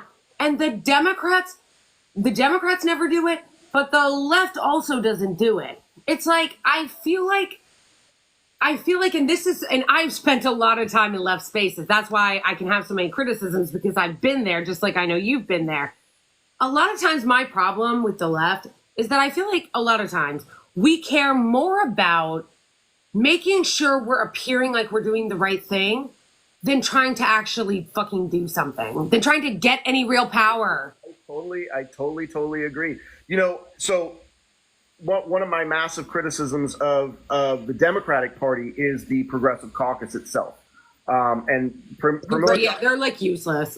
They're completely useless, but they're like the UN of politics. But if you remember the force the vote thing that happened back in 2020, like, we're not gonna vote for, was it Nancy Pelosi as Speaker of the House unless she commits to Medicare for all, and they were like, look at these progressives, and it was the Squad, and it was a handful of like Ruben Gallego and Chuy Garcia, and some of these ones that are more on the left. I mean, they're still Dems and they still take dirty money, but Katie Porter. And I looked at the Progressive Caucus and the membership of the because they go all the time. We're the biggest caucus within the Democratic Party, and I'm like, well, half of your membership takes more corporate money than they do grassroots money. How are you calling yourselves progressive? And this is one of the reasons why I said, not that I didn't agree with the principles of forced vote. I was simply very clear about this is never going to happen. Right. Because the Progressive Caucus is not progressive. These are the actual sheepdoggers that you keep talking about. They're going to, they. Oh, you. Yeah, I got something, so I just had to hang up on it. It cuts into my audio because I'm on my phone. But I said these people are never going to do it. Like the Progressive Caucus is never going to stand up to power. Pramila Jayapal has made that completely clear that the Progressive Caucus is absolutely toothless. You're not going to get any of these people to stand up to Nancy Pelosi. In fact, what we're calling AOC now is AOC Pelosi, right? That's just right. And the other thing is too is that listen, I got so many criticisms of AOC. I feel like AOC has been, whatever. I have a lot of criticisms of her. However, I also felt like when the whole force the vote thing happened and everybody was going after her, what I felt was unfair is that she's one person. But because she's the most visible, she was getting the most hate over it. And I'm like, why? Okay, if we're going to be hating on politicians, which I'm fine with, they're politicians, they deserve to be criticized. It can't just be AOC. Like, we need to go after Pramila Jayapal. We need to go after Ro Khanna and Mark Pocan. Like, it can't just all be at her. And like I said, I get like on a human level, it was her partly because she's the most visible. And it was also partly her because a lot of people, and I get it because I was so excited when AOC first got elected, were very in their feelings about feeling betrayed by her. A lot of people who were very excited about AOC and the message that she brought saw that like she actually got into office. She was very like, I don't want to fight with the Democrats. Yeah. Even though she went in there being like, I'm going to be combative. I'm going to protest with the Sunrise Movement. I'm going to cause a ruckus. I don't care if I get reelected. And then she got in there and was like, so I'm going to tell you a story. I'm going to tell you a story here about somebody you may have heard of, and now I forget her name. She was a politician she was elected in 2020, and she was part of the Squad. And her name's going to come to me. It's Marie Newman. Marie Newman. There you go. Thank you so much. Marie Newman was one of the most prolific writers of legislation that in the entirety of that congressional session from 20 to 22. I looked it up. She introduced like 260 pieces of legislation, like phenomenal amount. And she's a good progressive. Wait, right? I'm so sorry, Giselle, I don't mean to interrupt you. I just want to address this comment this person keeps writing, so it keeps coming up. They said, the Green Party is trying to build, but people like Blakely keep getting in the way. Okay. Yeah. Asking questions is not getting in the way. Having a discussion openly, like I'm having with Jason right now, is not getting in the way. This is not a cult, bro. This is not a club. Again, this is what chaps my pale ass, okay? People acting like being on the left or any type of thing that happens is some club that you have to like try to get into. And if you come in and you have a conversation with someone, they're like, why are you trying to ruin the movement? Bro, we're having a conversation. I'm going to need you to calm down. Yeah, and I will back that up. And I don't know if that's somebody I know there, but I think this is a super productive discussion. And I think, whether we come out of this in agreement or not, it's, that we had a civil discussion about some really important issues about the direction of the left, not only in the short term, but in the long term. I think that's really important. So I agree. And I think that these kinds of conversations that you and I are having right now are the kinds of conversations that we need to be having and that we need to be having more of. Yeah. I don't think for any of you who are in the comments that I see writing like rude or snarky shit or whatever, like if you care about this, if you care about the left, if you care about organizing, building the coalition, building the Green Party, acting like a dick is not going to do that. Like, that's not, it may make you feel good to say, like, hey, fuck you, Blakely. You're ruining the Green Party. Like, as if I'm anybody, as if I'm anyone. Like, but that doesn't actually help us build anything.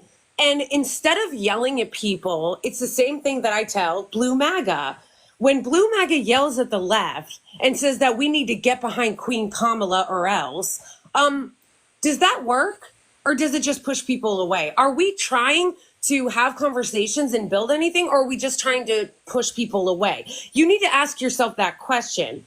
Because at least no matter what I think or no matter how I come away this conversation with Jason, I believe that he is coming at it in good faith. And I know that I am.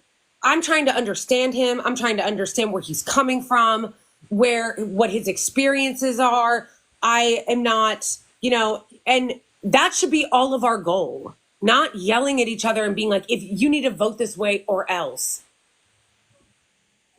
Yeah, and I agree. And, as far as like clapping back at people, like if somebody comes at me clearly in bad faith and they're snarky, I'll give them my boot. But if somebody has good faith questions and is looking for information, and, I think there's good faith disagreements are real and they can be addressed openly and respectfully. So that's, and I don't even think we're in a whole lot of disagreement here. I think we're pretty much on the same page. It's just a matter of like what to do in this moment. Right. Which, by the way, sorry I interrupted you. You were telling me a story about Marie Newman. Yeah, Marie Newman. So I got an opportunity to be in a very small Zoom room with Marie. It was about 10 or 12 people. And she had lost her seat in Congress. And she was like, well, now I can talk about things that I couldn't talk about before.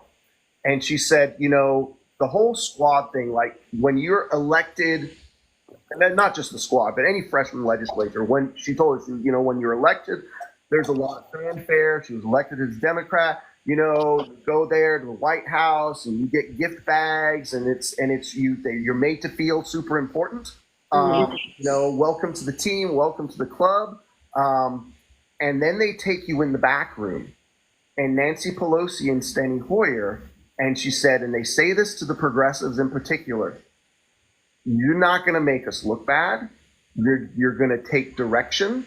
If you step out of line, we will end your career. You're not going to get any of your bills supported or passed. These are the conversations that happen behind the closed doors. And Marie said, I was having none of that. And that's why she was just a massively prolific legislation writer. And what was their response to her? Illinois lost a district in the census, right? Illinois went from 18 districts down to 17 districts. And when they redistricted, they put her in a district with Chuy Garcia. And this is all done by the Illinois state legislature, which is fully controlled by the Democratic Party. Illinois is one of those solid blue seats, 2/3 of the state legislature. Yeah. And when they did their redistricting, they said, here's an opportunity to get rid of a progressive voice. And so they did Newman in with Chuy Garcia and basically said, we'll let you guys fight it out. Now, Marie, to her credit, said, I'm not gonna primary Chuy Garcia. He's a good guy. This was extremely honorable. And this is how you know she was really in it for the movement and not in it for herself. Not only the fact that she did not back off on introducing legislation, but the fact she says, I'm going to go back to my own district, Illinois 6, and I'm going to primary Sean, I forget what his name was, but whoever Illinois 6 was, he's a complete corporate guy. He was the Dem guy, took all the money, did what he was told.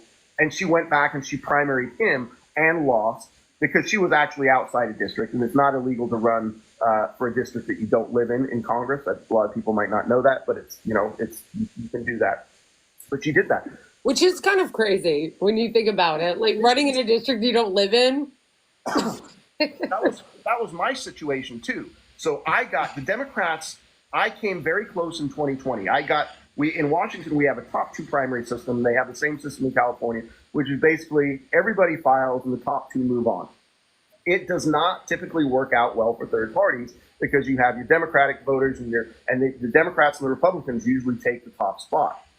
But my district is so blue that the GOP at a federal level does not invest in that district at all. They will invest in a lot of state races because there are some purple districts at the state level and they want to win those state seats. But I raised 6 times more money than the GOP guy did in 2020. In 2022 I did. So, but I got so close, like 1%, literally 1% of the primary vote in third place, that the Democrats shit their pants. And they said, we got to take care of this guy. Well, what was their answer to that? They distanced me out of that district. When I ran in the same district in 2022, I was actually outside the district by 2 miles. They took me out of the district by 2 miles. You know, so that if they needed to, they could say, look, this guy doesn't even live in district. But the district's really my home. Like, my job takes me all over the district. The relationships that I built are all over the district. And I was like, well, fuck you guys. I can run in that district anyway. So I did.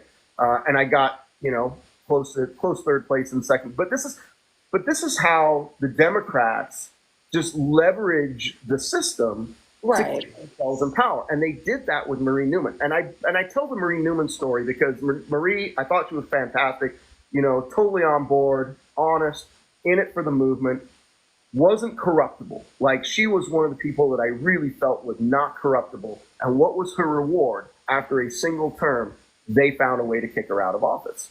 You know, so there's no trusting the Dems on anything they say, least of all Gaza policy. They are telling you exactly what their plan is, and that is to do the same thing over and over and over again. So, you know, I think you're absolutely right that the left, the factions on the left, really do need to find a way to come together, but we can't. I mean, we're stuck in a position of saying, look, guys, we know we have the most ballot access. We know that we can make the biggest impact, but the overtures that we have made in that direction to the other factions, I will tell you honestly, we've made them and they have been rejected. And did they give you a reason why? PSL's kind of its own thing. Like, they're their own organization and they're trying to grow their own organization. And I think PSL's platform is great. PSL is much more. They're not grassroots in the sense of they're not decentralized. PSL is very much a centrally top-down. Like, you have to go through a process. You have to go through like a year of quote-unquote training, and in order for them to let you in their club, you have to have proven yourself to be completely committed to the cause, and then you take your marching orders from leadership. That's not how the Green Party operates. We have barriers. We have guidelines, like the transphobia thing. Like, all right, you stepped out of bounds. We give you an opportunity to correct. You won't correct. Boom, you're out of here. But as far as like the national party telling what all the state parties what they should be doing, we don't have that. PSL is but PSL's membership, their actual membership, is very, very small. People who signed up for the Green, like if you go to the voter rolls and you see, you know, who is registered as a Green Party member, we've got hundreds of thousands of people registered as Green Party members. You know, I will say, you know, here's something that I have a problem with something that just happened recently with Delaware. We did not make it on the ballot in Delaware. Okay, so I'm spilling the beans on Delaware. We should have been able to get on the ballot in Delaware. Delaware's ballot access is through part of it. You can get ballot access through registration. Like, if you have a certain number of Green Party members in Delaware registered, they'll say, okay, you've got enough membership here, we'll give you ballot access. We missed it by 19 members. 19, right?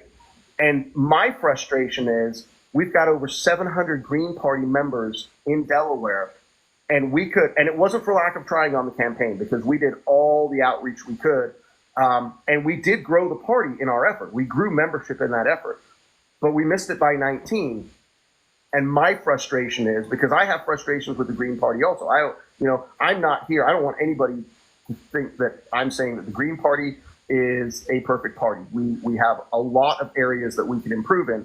And this, you know, I walked away from Delaware going, like, we got 700 registered Green Party members. We couldn't get them to get one more person.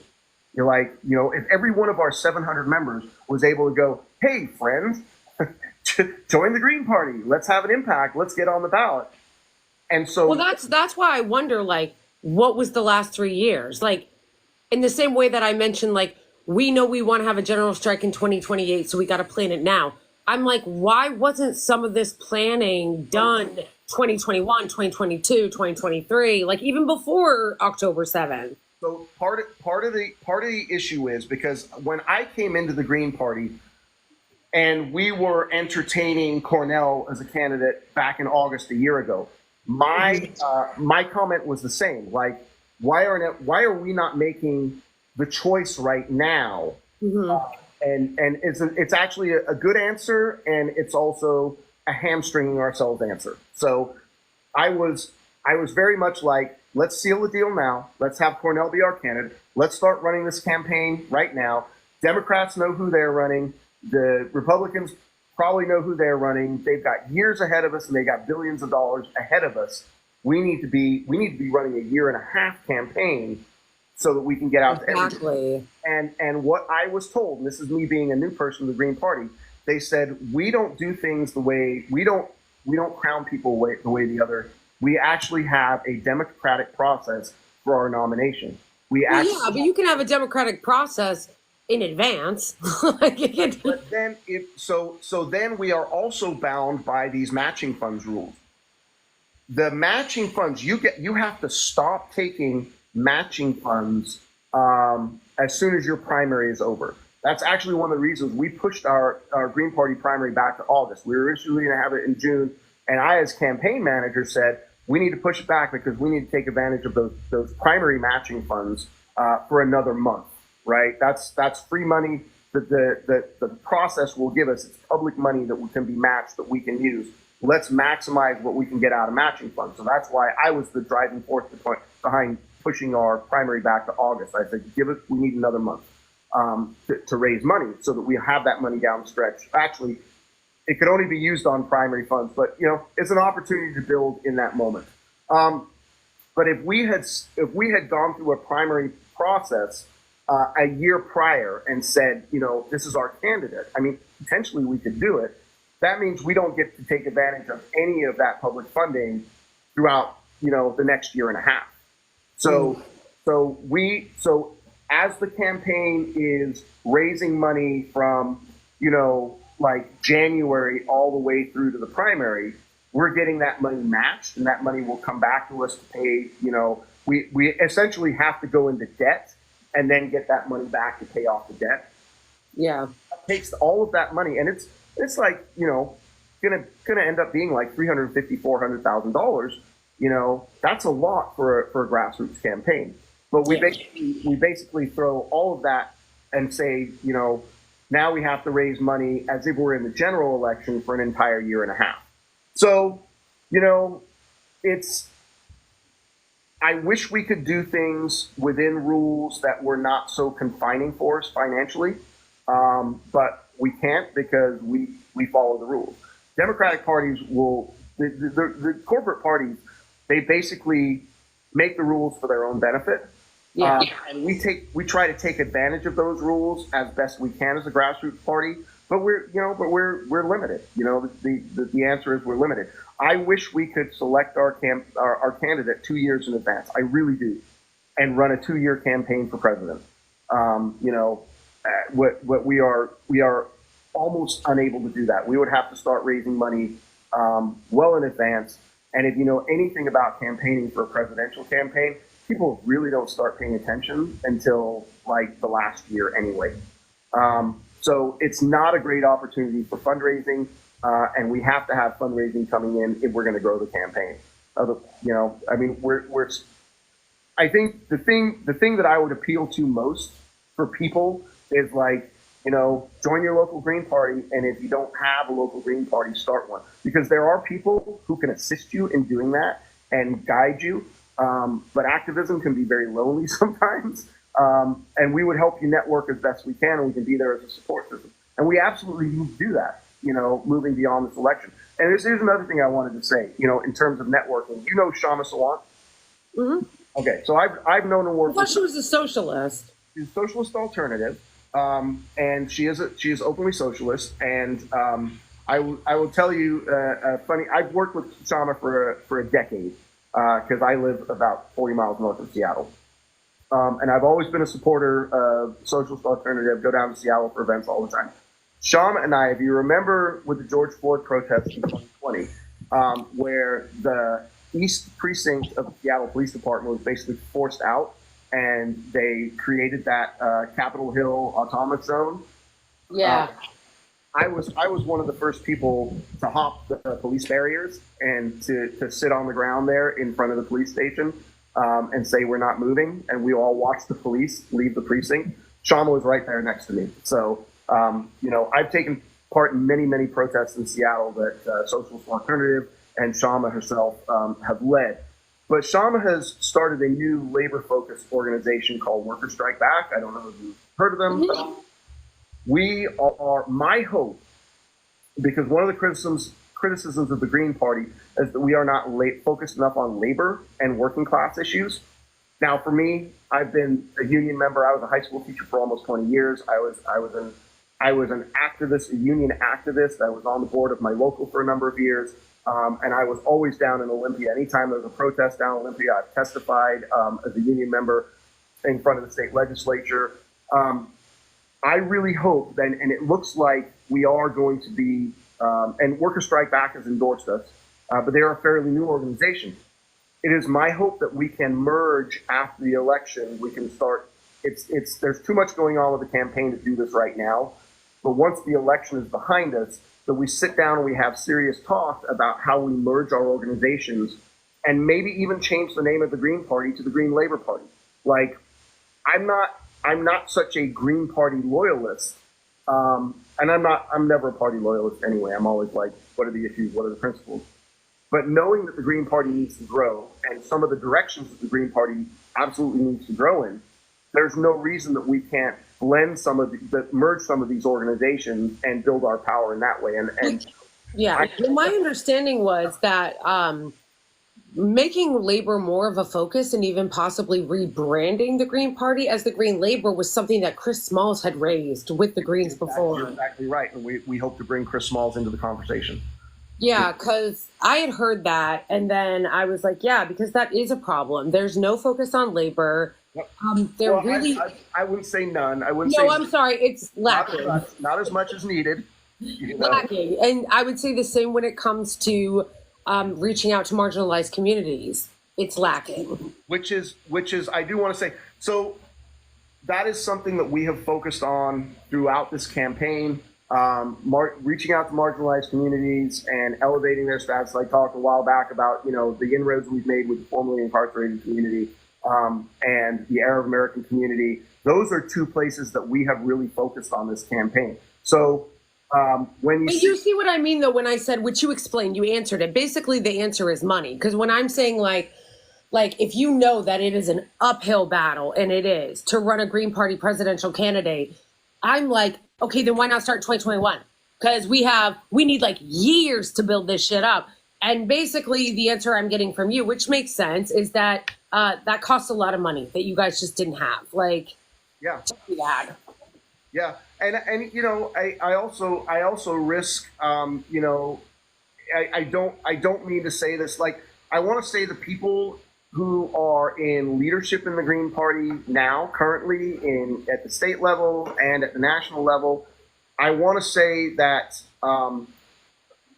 they have done their best with what they have had. I also can say that it's still not good enough to grow the party, and the Green Party needs some fresh ideas, some fresh faces, some new blood, some younger people, some more diverse people. I am completely accepting and cognizant of all of that perception and criticism, and I do not disagree with it. I can tell you that this campaign team, has some real serious goals about how to reform and grow the Green Party after the election. We simply can't do that organizational work and run a campaign at the same time. 100%. Yeah. I totally understand that. I definitely think some rebranding needs to happen, but I understand that, like, right now, this is something that would have to happen. But like, I would say that to like anybody that's even, considering like voting for the Green Party, like, and now I'm not talking to the organization, I'm talking to people who vote for them. It's like it's not just about, as you said, voting this one time. It's like, well, you should vote and then you should immediately get involved in the activism and the work, because there's going to be another election in 4 years and hopefully a general strike. So the planning needs to kind of start now, regardless of what happens. Like this, we should be, I know that there's the focus on the campaign right now, but I'm talking about November 6th. You're exactly right. November 6th, we have a different mission. We have, a mission that we are talking about on the campaign, but we can't really put the time and energy into until after November 5th. But,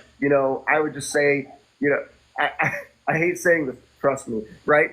But you're absolutely right. The criticisms are valid, and we do have plans to elevate the Green Party starting on November 6th. I mean, it's a goal. I wouldn't be here doing this work to then say, okay, the election's done, our job's over, now let's just go back to our life. No, and I don't get the sense that that's what you would do anyway, because you are an activist. Right. I mean that more for just people in general who, like, there's a lot of people across the country that they are upset and they know that something's wrong, but activism and participation in what's happening in our country begins and ends at the election. And, my hope is, regardless of how people vote, is that they realize that, like, this kind of work that we're talking about is an all the time thing. It's an ongoing thing. It's a lifelong commitment. It's not just voting, but it's not, to me, it's not either or. It's voting and all this other stuff. And I also want to say, like, when you're committed to it, like I said, I started out my political journey when I was like 18 years old and I was protesting war, and I knew my government was lying to us about when we were going to war, and it was the worst thing. I was raised in a conservative household. My parents were Reagan Republicans, so I was raised with all of that. And I got out, on my own, went to college, met new people, got different perspectives. And I was like, oh my God, our government is just lying to us about everything. But what is particularly egregious is that they are lying to us about why they're killing people, So I committed myself 35 years ago to not giving that a pass. Right. My capacity to be involved in activism has waxed and waned over the years. Like, there have been times where I literally, when George Bush got reelected, I left the country. I was like, oh my, I went and I was a math teacher. I went to Cairo and I lived in Cairo for a while teaching math, because I said, I cannot live in this country anymore that we would reelect somebody like George W. Bush, who is just indiscriminately killing millions of Iraqis based on lies. So, but then that was a little bit of running away. I was like, yeah, but at least you stood on business. There were a lot of people that said they were going to leave and then didn't. Yeah, I sold every, it was a massive financial hit for me. I sold my house. I sold almost everything I owned. I took my wife and my kids. We went. I was actually talking to somebody. We were talking about Egypt today because I know someone who was talking about how they were going to be moving there for a while to help with like some of the refugees that are there from obviously the Gaza genocide. And he said that you can be like rich there because it's like way cheaper than here. So I don't know if that's true, but that's what he said. When I lived there, which was like, and I would say like I dropped everything. We sold our house within, and I say this as somebody who was fortunate enough to buy a house before the whole market blew up in 2008. Yeah. So I had a house from 1999 to 2005 on, my wife and I, we were both teachers. So we were doing all right enough to own a house, but I sold everything. Like as soon as I started the process, like almost immediately after the election. It took us about a year to get out because we had to find jobs and, we had to go to a school because we were international teaching. We had to go to a school that had a job for both of us. But you're right. We went to Cairo and we were making probably a quarter of the money that we were making here in the States. And we could afford a nanny for our kids. We could afford a pretty decent apartment there. I mean, that's wild. And most of Egypt is just like dirt poor. Like the kids, I taught in an international school where the students were mostly Egyptian, but a lot of Lebanese, Syrian, but they're the sons and daughters of like business people, diplomats. They're like the upper crust of society. So they all had to speak not only Arabic, but they had to speak French and English fluently also. So I taught classes in English, but they were massively wealthy by comparison because, you know, a lot of Cairo is what you would consider slum. There's no environmental standards. It's, you know, if you're a foreigner, you don't want to drink the water, you know, that kind of thing. And then we saw as expats living there, we lived pretty well in the middle of just massive poverty. But and also it was very authoritarian. Like it was Mubarak at the time, and he was a U.S. supported dictator. So, you know, Americans we weren't unsafe. Isn't Sisi U.S. supported dictator too? Who? Sisi? I don't know. Is Sisi? Where's he? Is that Egypt right now? Wait, am I getting his name wrong? Yeah, Egypt. I don't remember his name. Maybe you're right. Egypt is just historically not a democracy, right? It's just been a very authoritarian. Yeah, I don't know much about the politics of Egypt right now, but back then. I only you heard about the Bob Menendez thing, right? The gold bars. Oh my God. With the Egyptian guy. Yeah. With the halal guy. Okay, yeah, that's interesting. It's interesting to hear about Egypt because I know some people that are going to be moving there. So I don't want to keep going on and on and take all your time. I do have another question that I do want to address. Probably my last question, and then I think that's the only thing I can think of. Like I said, I was going to like sit down and try to like think of some questions, but I just didn't have time. So then it was like, I kind of just like jumped on here. So I'm asking just what's coming to my mind now. The last question is about the Green Party and one of the reasons why I'm struggling, and I've told people I'm struggling with this. Do I want to vote for the campaign of joy that is funding and supporting genocide while spitting in our face? Mm-hmm. No. But I'm afraid of what happens to marginalized communities in this country should Trump win. And what I say about that is, and I say this because I've been really disappointed to see the responses that I've got from people, that a lot of them, like when I say that, you know, to just say, I'm scared for trans kids, and I'm scared for Black people, and I'm scared for undocumented immigrants. And some of the responses that I've gotten have been really shitty. Like people being like, who cares? We have to look at, you know, burning down the system, and this is about burning down the system. And it's about saying, somebody actually said to me, and I thought this was really gross. I said, what about all those groups? And they said, this isn't about that. This is about punishing the Democrats. And I said, this is, okay, I get wanting to be like, fuck you to the Democrats, but we're not just punishing the Democrats. We're punishing marginalized people too.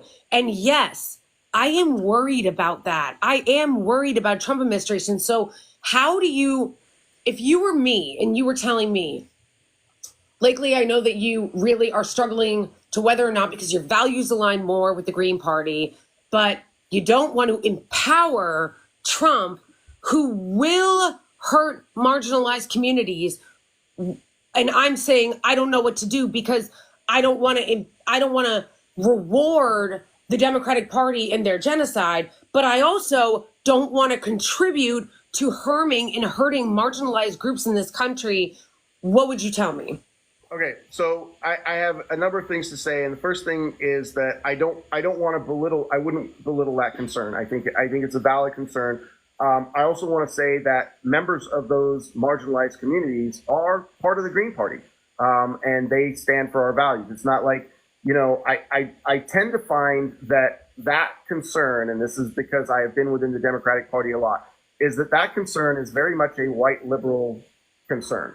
That if you talk to the Black community that we have been talking to, and obviously the Arab American community that we have been talking to, they're like, we have not seen the Democrats help us, you know, over the and so I also, as a student of politics over the last, my entire adult lifetime, Project 2025 has been the GOP game plan for the most part for 45 years. When Ronald Reagan merged the Republican Party with the moral majority, the Christian nationalists, that path was set. And the only thing that I have seen Democrats do in my voting lifetime is move us closer towards it. Every bipartisan compromise moves us to the right. So there is an element of we simply have to break that system, because if we keep on this pathway, I say this a lot, like the Democrats and the Republicans are pointed in the same direction to a lesser degree on whichever issue you want to take. They're both pointed in the same direction on global hegemony, foreign policy, support of Israel, not getting us universal health care, where are the Democrats on? I mean, like the Faircloth Amendment, which took federal funding away from public housing. It limited the amount the federal government was allowed to spend on public housing. That passed under a Clinton administration. The Glass-Steagall Act that blew our economy up, that passed under a Clinton administration. So there isn't anything I have seen from Democrats that tell me they're serious on any kind of policies that may be progressive. In fact, most of the progressive policies they talk about, they stole from the Green Party and watered down. Like Green New Deal is a perfect example. There is, but one of the things that is true, but there is something that really annoys me when people will say, like, oh, it doesn't matter, it's exactly the same. Okay, but it's not exactly the same. Tell that to a trans kid living in Missouri. I completely agree. And, we absolutely stand for the rights of all marginalized communities. In fact, the biggest pushback that we have on our trans policies are very openly pro-trans policies, full trans rights, and including, medical. That comes from white liberals, who are uncomfortable with people using the bathroom of their choice, So that's part of your Democrat. It's not just Christian nationalists who are all like, this is an offense to God. It's a lot of white liberals who are very uncomfortable with the idea of trans people in general. So it's my concern here is that a Democratic administration, a continued Democratic administration, is still pointed in the wrong direction on every fundamental issue, even the issues that are of concern to marginalized communities. The Democrats are not going to solve them. And I say, if we look at the trajectory, I don't know if you know who Lee Carter is, but a friend of mine. Yeah. So Lee and I are friends, and he said something what I thought was very poignant in terms of Democrats. Democrats, are you going to make things better? The answer clearly is no. When we talk about actual policy that is going to make things better, Obamacare did not make anything better. All it did was give the insurance companies a free ride, and it punished people for not paying those premiums. Well, I wouldn't say nothing, because Obamacare saved my ass when I was homeless and on Medicaid. Listen, Obamacare did a couple of things for a very small number of people. Like, it did a couple of good things. Did it solve the systemic problems in the healthcare industry? No. If it had, and we'd actually passed Medicare for all, how they say of the million people who died, there's 1 million plus people who died of COVID, right? Yeah. A third of those would not have died if they had healthcare coverage. If we had universal healthcare in this country. 100%. My two things are, though, because you mentioned the thing about having to break the system, and I agree with that. It can't just keep going the way it is. And you're right that the Democratic Party, in my view, will do some good things, but they're still always inching right. Like, they're still always kind of moving to the right at a slower pace. But I'm not going to say that they don't do some good things. Like, I think that Biden had a great NLRB.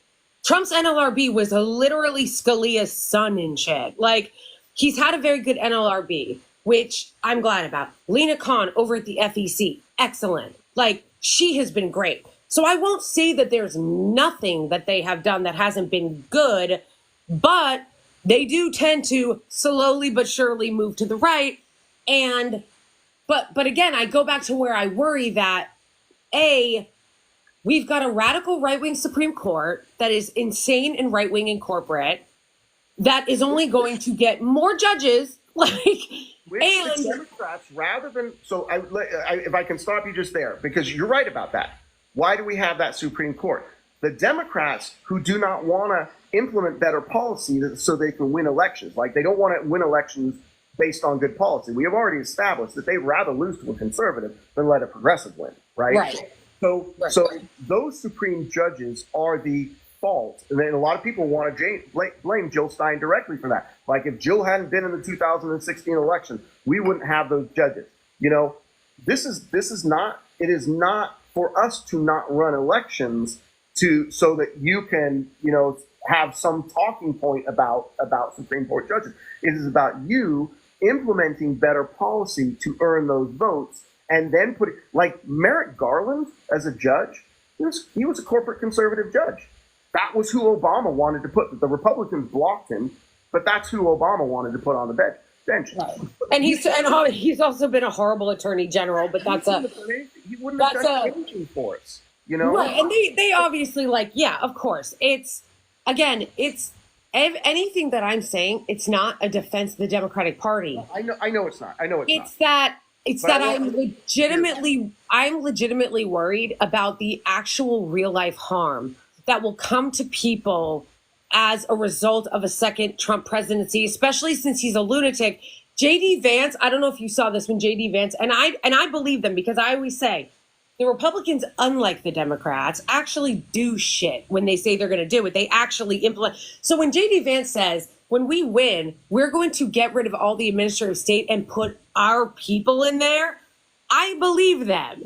When they say we're going to implement a national trans ban in like the military and any federal office, I believe them. Like, so those things, and also, you know, it's not just like a white liberal concern. Like, in fact, I would say, because I know a lot of activists, I know a lot of black activists, but the majority of black people are supporting Kamala Harris. Like that is true. And there is also a part of me that thinks, okay, you always have to listen to your heart. I have to listen to my heart. But I'm also trying to listen to, like, what does the Arab American community say? I care about what the Arab American community has to say, but I also care about what Black Americans have to say. Like, what are Black Americans telling me? So I'm sure you can understand, like, that's why I'm struggling, because I'm like hearing on the one hand, like, you're hearing when you say I hear Black Americans, you know, it is true that most Black Americans, if they're going to align politically, they're going to align with the Democratic Party.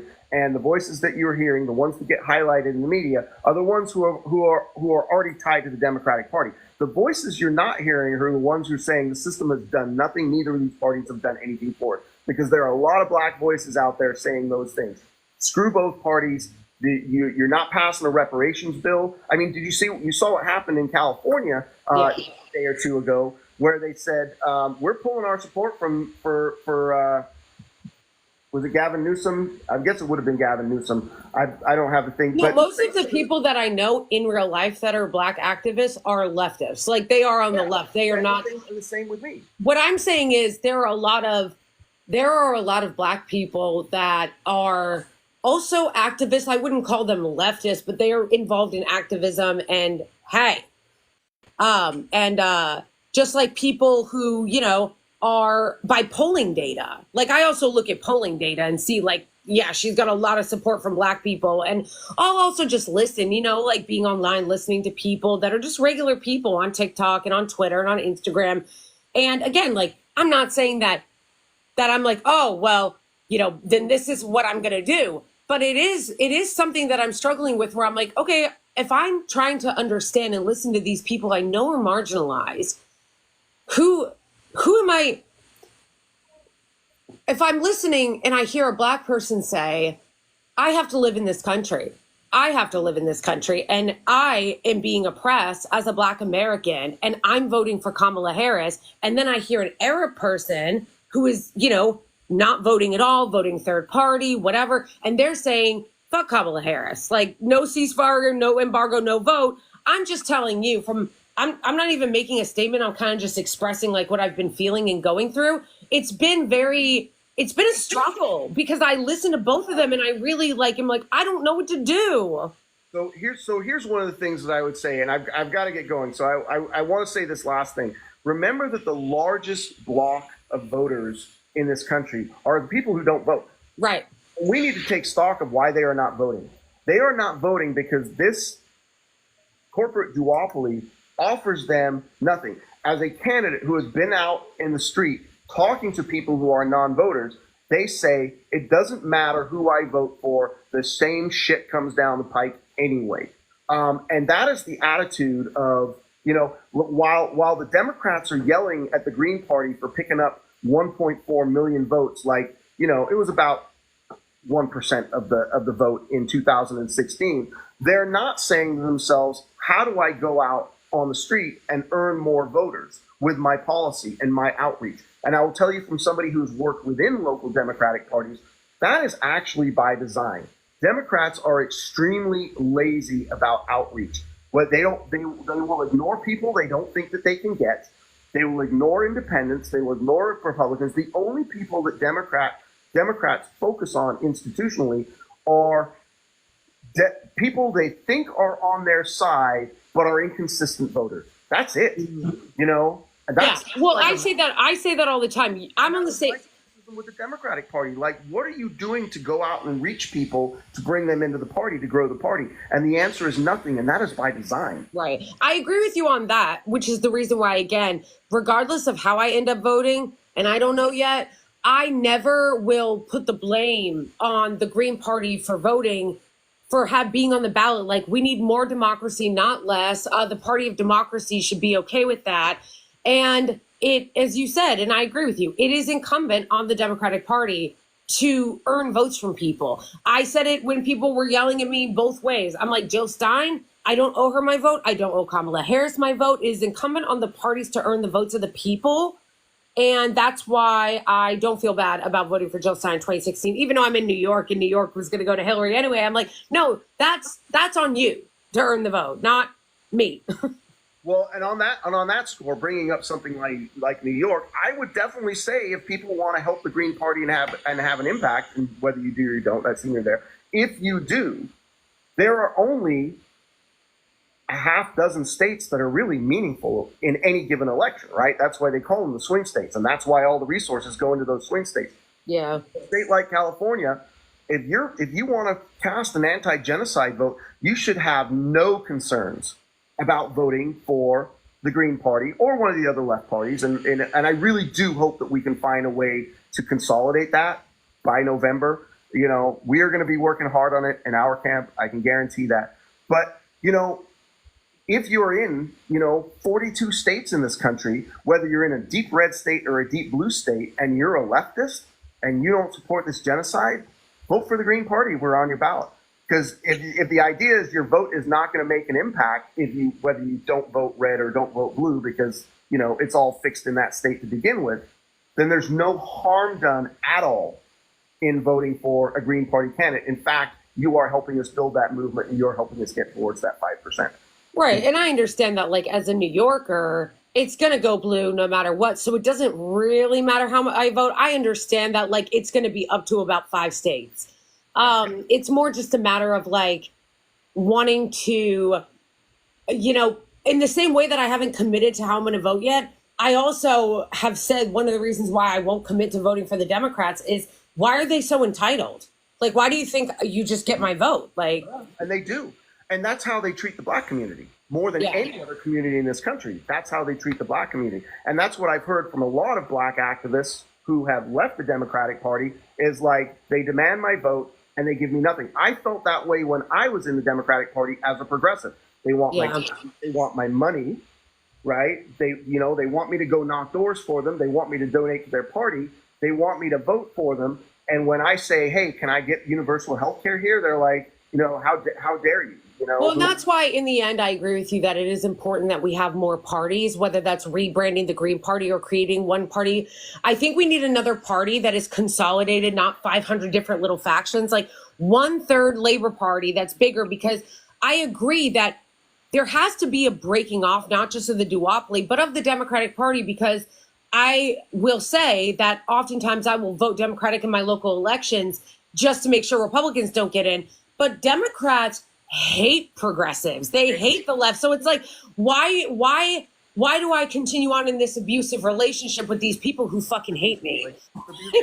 It's an abusive relationship. So I do have to go. It's quarter after, and I'm running late for an appointment. But I do want to say I'm really glad we had this conversation. Like 2 hours just flew right by. I know. I think we've covered a lot of good ground. I appreciate that you brought questions in good faith. I really hope you don't hate Jill Stein. I do want to say, I do want to say that I have worked with the last 9 months that I have worked with Jill Stein. She is such a genuine and caring, compassionate human being who is here for the cause and for the long run, and really wants to hand this off to a new generation of people. And I also want you to give my, so I think criticisms of her, like on a personal level, are like, like she's a genuinely good person. Like you can have criticisms of, maybe has she not, and I think she's done a lot for the organization. I mean, that's a different thing, but like, she herself, like people calling her a grifter, she's not making any money off of this. The idea that Jill is doing this and making any money off of it. To be clear, I didn't call her a grifter, and I didn't say. No, you didn't. But a lot of other people have followed onto that and said that. Like that's. I refuse to get involved in like the Russia bullshit or anything like that. I'm glad I saw you say that. I appreciate that. Yeah, and I don't hate Jill Stein as a person. Like, I guess I sounded that way because I talk very passionately, but like, I don't have any issue with Jill Stein as a person. My criticisms were of the campaign. And if anything about Jill Stein, it was just that as an outsider looking in, I'm like, bro, why have you run 500 times? Like, that was it. But it's not a personal. She declined to run in 2020. She was not going to run this year. And we've kind of discussed Cornell backing out. Right. No, and totally. I get that. I just want to make clear that, like, I don't hate Jill Stein, like, as a person. Like, I don't. I'm glad to hear that because, she is one of the most genuinely compassionate people that I have ever worked with in 35 years of politics. And I have worked with some people that I have, said, oh my God, I don't want anything to do with you anymore.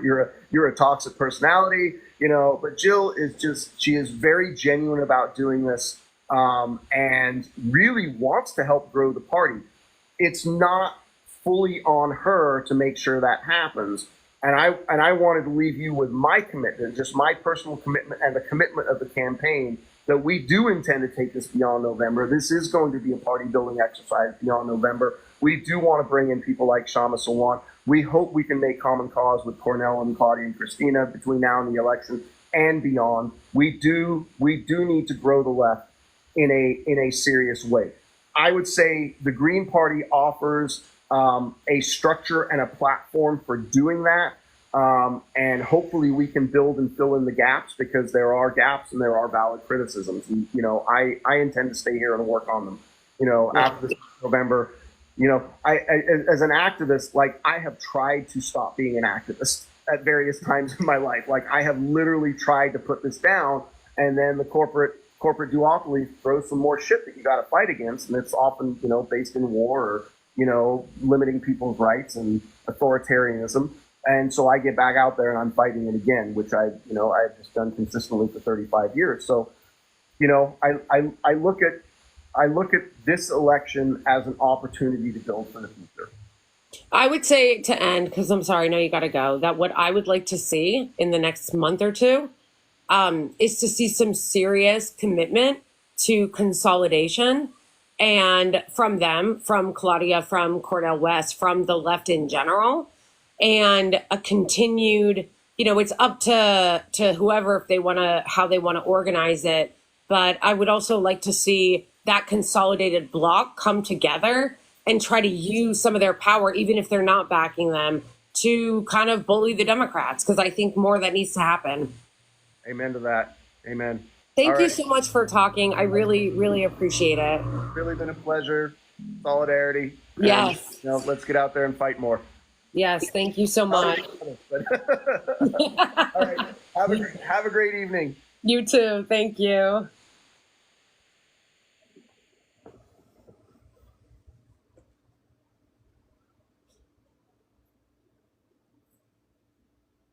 Thanks, guys.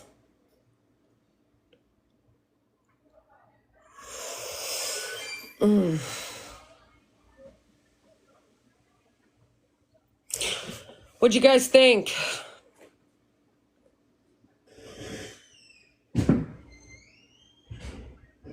Thanks, guys. Thanks for joining.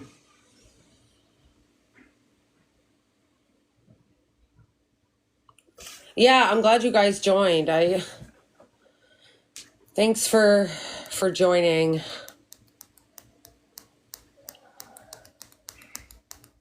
I don't know. I'm trying to figure out how I felt. I really like Jason from the impression that I got from him. He seems really, really cool, very genuine.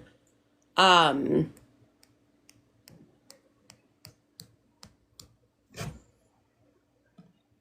I don't really feel like, wait, somebody said PSL is not going to vote green.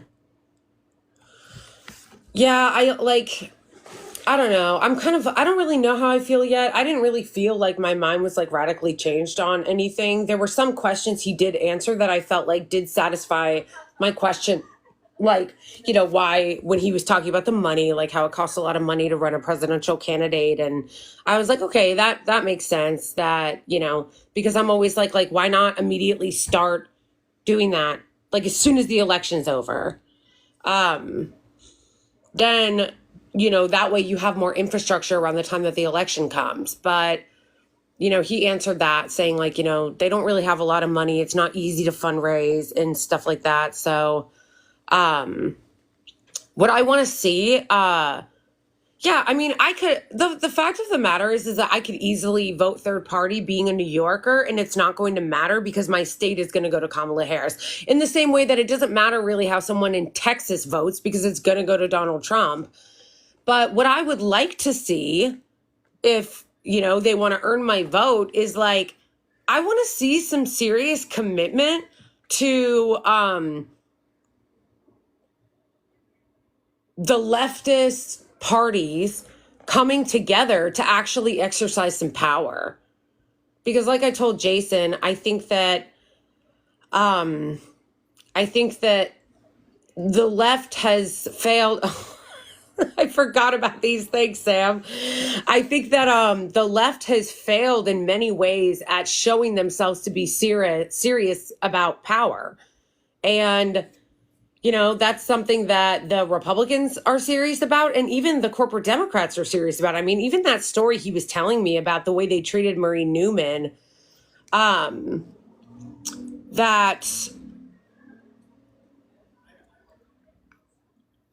it would be great to talk to them. I'd love to talk to Claudia. And the left isn't one entity, though. Yeah, I totally hear that. And that's kind of the problem when it comes to electoral politics. Because there is so many factions, we end up not having any power. Oh, you like my earrings? Thank you. I know, right? Aren't they cute? I got them from a Palestinian shop on Etsy. No, yeah, you guys, I hear you. I know there's a lot of barriers to it. It's not like an overnight thing. But what I mean is like, when people say there needs to be coalition building, this is what I'm talking about. There needs to be like consolidation if you want to exercise any kind of power. Otherwise, no one cares what you think.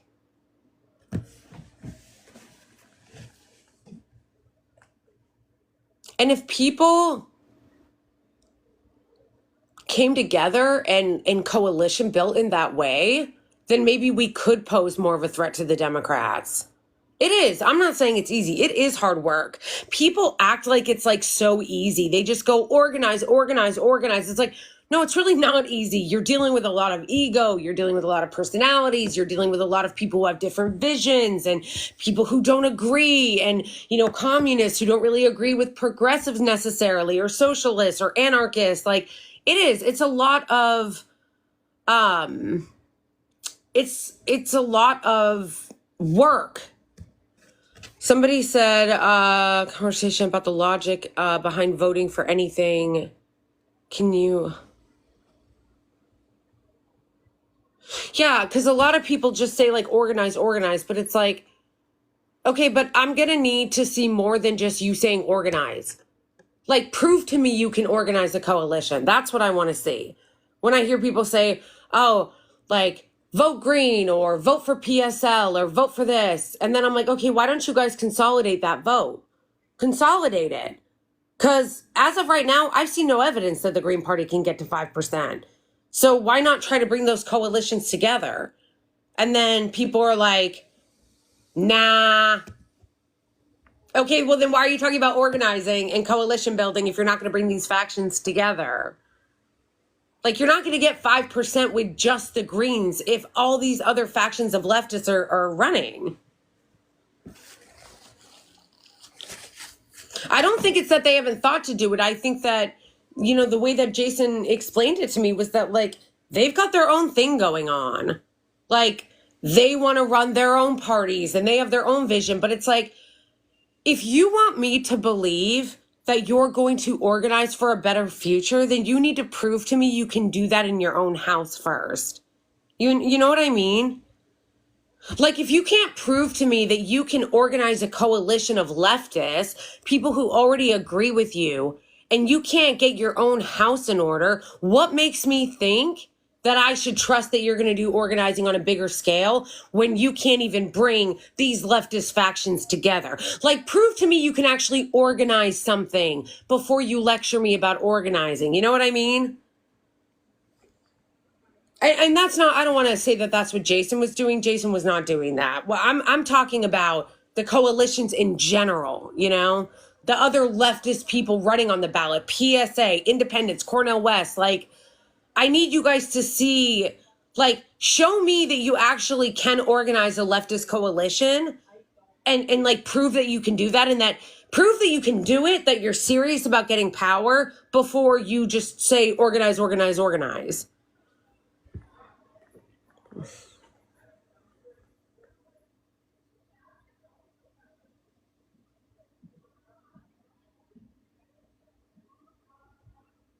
I mean, I do understand politics, but okay.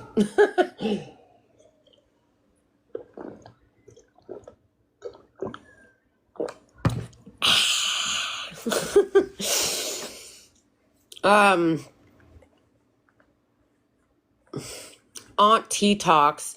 That was what my proposal was to him, but I think his answer to me was, because I was saying that, I'm like, why not bring all the Greens together, the PSL, Cornel West, get the coalition together, present them the numbers and say, here are our numbers and these are our demands. We're not going to vote for the Democrats unless they do X, Y, and Z, ceasefire, arms embargo, and like threaten them the way that the right wing did with Trump and got their way. And it seemed that his answer was, well, one was that he's like, it's not the Green Party's job to do that. And I get that, but it doesn't mean that you know, shouldn't try. But his other answer, which I understand, was that the Democrats can't be trusted to keep their word, which, you know, that's valid. I understand that. The Democrats do lie all the time. And that is, you know, hard to, you know, expect anything from them when they hate the left, you know? Like, maybe Republicans hate the left, but they don't show, I mean, the right, they are right-wing based, but they don't show it. You know, they actually like are responsive to their base. Democrats, they hate their base. But the way I was looking at it, and I'm still looking at it, but I have to process this, you know, because we just had the conversation, so now I need to process it in my head, you know? But I'm like, I don't know. I feel like the other thing is, too, is why not try, you know? Like, I want it to stop. I want the genocide to fucking stop.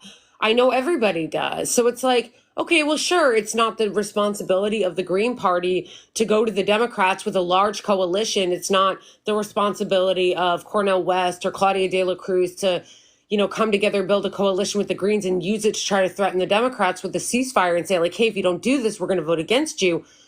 Well, yeah, it may not be the responsibility, but like, I don't know. Why not try?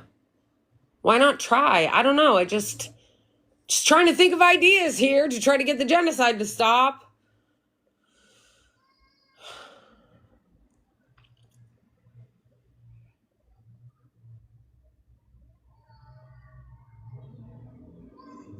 No, I know. Yeah, somebody just made the point, like they did it in France. That's true, they did. Now, I understand for anybody who's like, France has totally different electoral systems than we do. They have multiple parties. Yes, I know. I know that we don't have the same type of system that France does. But at the same time, they did come together, leftists in France with the centrists, to stop the right wing fascist. Um, I don't know. I don't know why we don't try.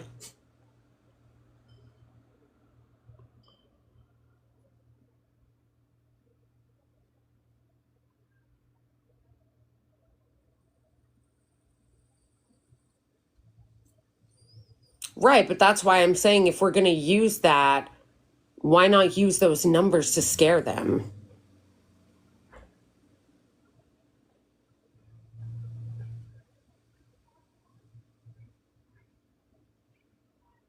Yeah.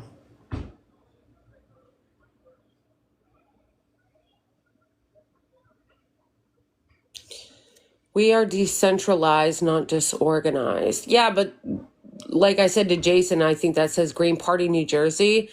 That's also a problem. Like, it's fine to be a decentral organization, but when you're running national elections, like, you need to have shit at the top. Like, you need to have some infrastructure at the top of the party. It needs to be a little less decentralized, especially when you're maybe somebody new and you're trying to look into it, and there's no infrastructure for certain states, and there's not really a lot of leadership at the top. Like, there needs to be some organization. Would I ever run for office? The Zionists wouldn't let me. I'd run as Hamas. Imagine APAC if I tried to run for office, please. My whole platform would just be like defunding APAC in Israel.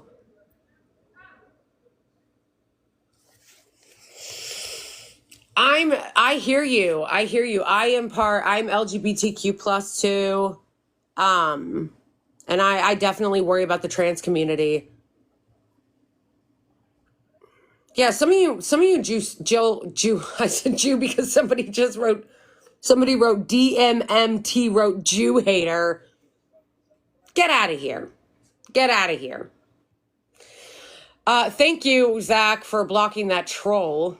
Um, yeah, I hear you. I'm worried about the trans community too. I'm worried about the black community. I'm worried about poor people. I'm worried about marginalized groups. And the Green Party, you guys, I shouldn't say party because that makes it seem like I'm talking about all of them. I'm not. But to the particular people who have been in my comments, like screaming about like Jill Stein and being like, you need to vote for Jill Stein. And when I say I'm worried about trans issues and they like just are like, it doesn't matter. Like, you need to vote against them, this, that. It's like, just a suggestion. Like, you guys aren't helping. like, like you need to actually show solidarity with other people, and not just act like it doesn't matter. The concerns of trans people don't matter. The concerns of undocumented immigrants don't matter. The concerns of black folk don't matter. Like, they matter. Like, you guys need, I'm not seeing a lot of intersectionality like here.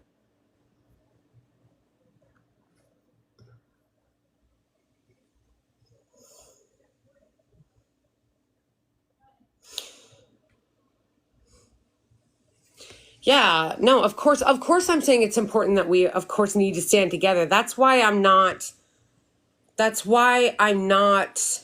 um that's why I'm saying this. Sorry you guys, I'm getting tired. I didn't sleep at all last night. I got up really early. I was at the protests all day and obviously doing this live. Um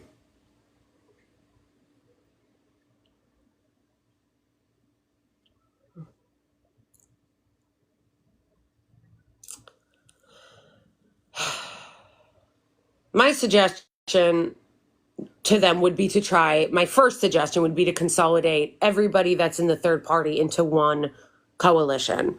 I know that's easier said than done. I know that Jason said they're working on it. Down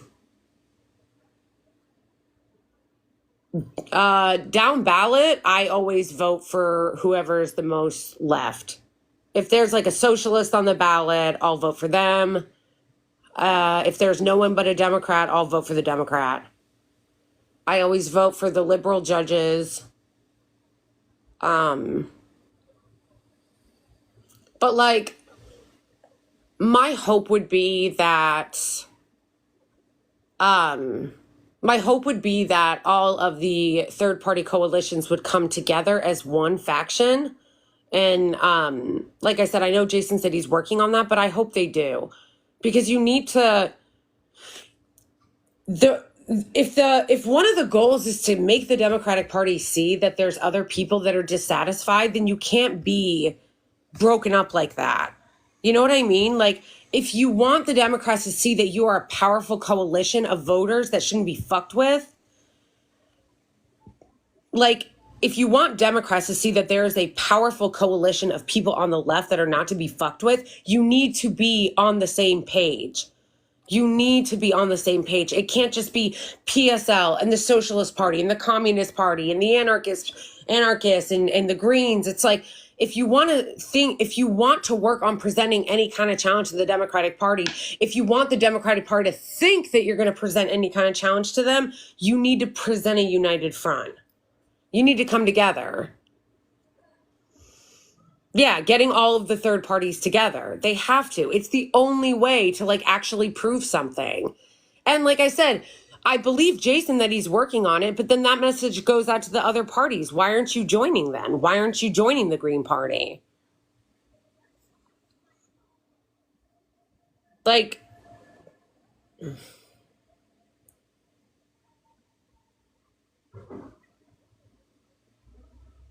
yeah, RFK joined the right wing because they care about power. That's why. They actually care about power. They care about winning. And yes, him joining Trump will help him.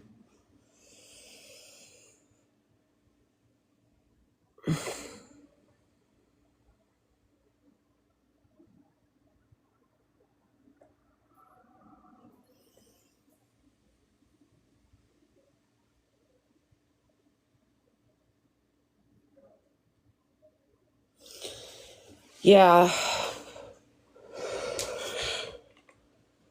Yeah, RFK is a joke. RFK is a joke. He's also a psycho. So,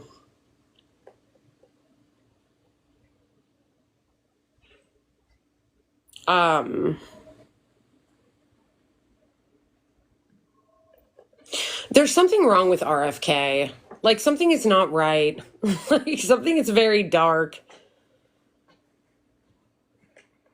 I get like bad vibes from him. I don't know if it's because he's really rich, if he's a Kennedy and the Kennedys are weirdos. Like, I don't know.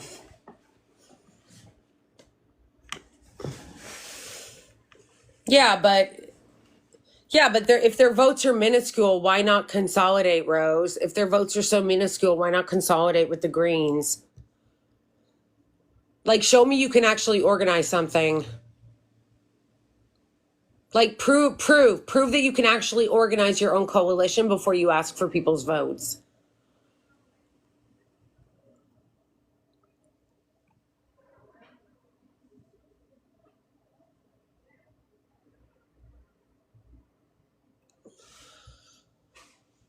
Good. I'm glad to hear that. That should be, that should be the goal to try to do that.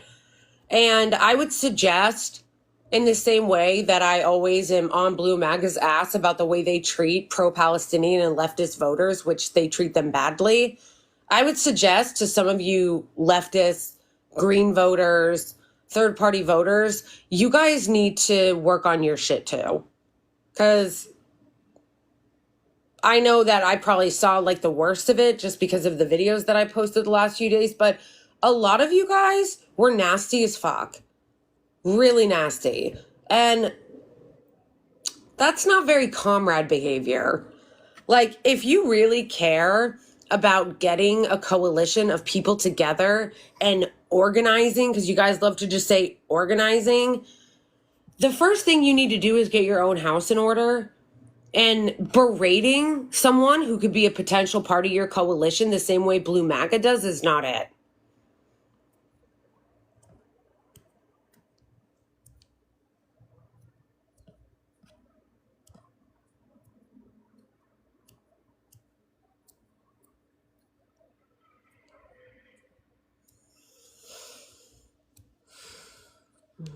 I'm hungry. I'm hungry. Anyway, I think I need to eat, so I should probably get going. Thanks, guys, for joining the conversation. The protest day was beautiful, if anybody's wondering. It was great. It was wonderful. There were so many people. I wish that I could have gotten more video of, because you know, when you're on the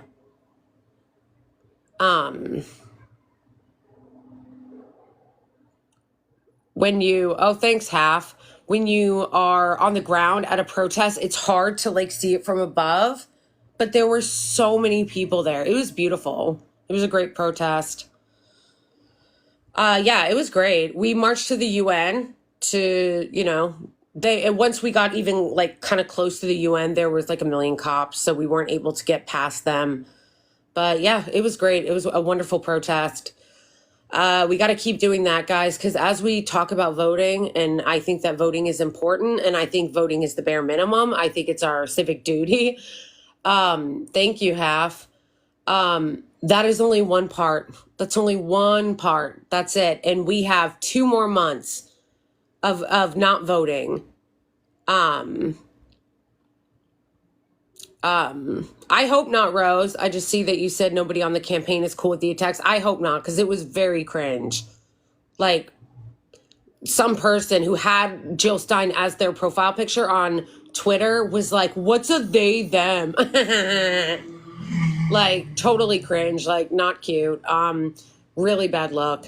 But I'm not holding the Green Party to that. I know that, like, it wasn't the campaign. So, like, I'm not blaming that on you guys. I'm saying to the voters in general, like, if you're a part of that and you are, yeah, I don't even know. It could have been a bot account. Like, I'm not putting that in the campaign. I don't know who it was. It could have been a bot account. I'm just saying that if you're a leftist or if you're a part of the Green campaign, you shouldn't talk to people that could potentially be in your coalition like that. You should try to be persuading them. It's the same thing I say to Blue MAGA all the time. When I see Blue MAGA yelling at Green voters, I see Blue MAGA yelling at the uncommitted. I'm like, yelling at abandoned Kamala. Like, I'm like, yeah, good luck with that. Like, berating them, that's not going to work. Yeah, so we have 2 months, guys, before we even have the election. And like I said, voting is just one part of that. There is a lot that we can be doing until then. I would encourage everybody to continue to go to protests in your area, continue to protest the genocide. If you can, donate to campaigns that are verified for people raising money for families in Gaza. Continue to call your representatives, continue to call it out, continue all of that, continue the boycotts, continue everything that you're doing. Like, the voting is just one part. We have to keep fighting for Palestine. No, I don't speak Arabic. I wish I did. Anyway, though, free Palestine, everybody. Love you. Thanks for joining. Say hi to my dogs. Join local groups of issues that are important. Look up ranked choice voting. Like, just get involved. Like, get involved, regardless of who that's with. We got to keep fighting for Palestine. We can't forget about them. All right. All right. Love everybody. See you guys later. I'll be probably going live on YouTube on Tuesday. So I'll see you guys then. Bye, everyone.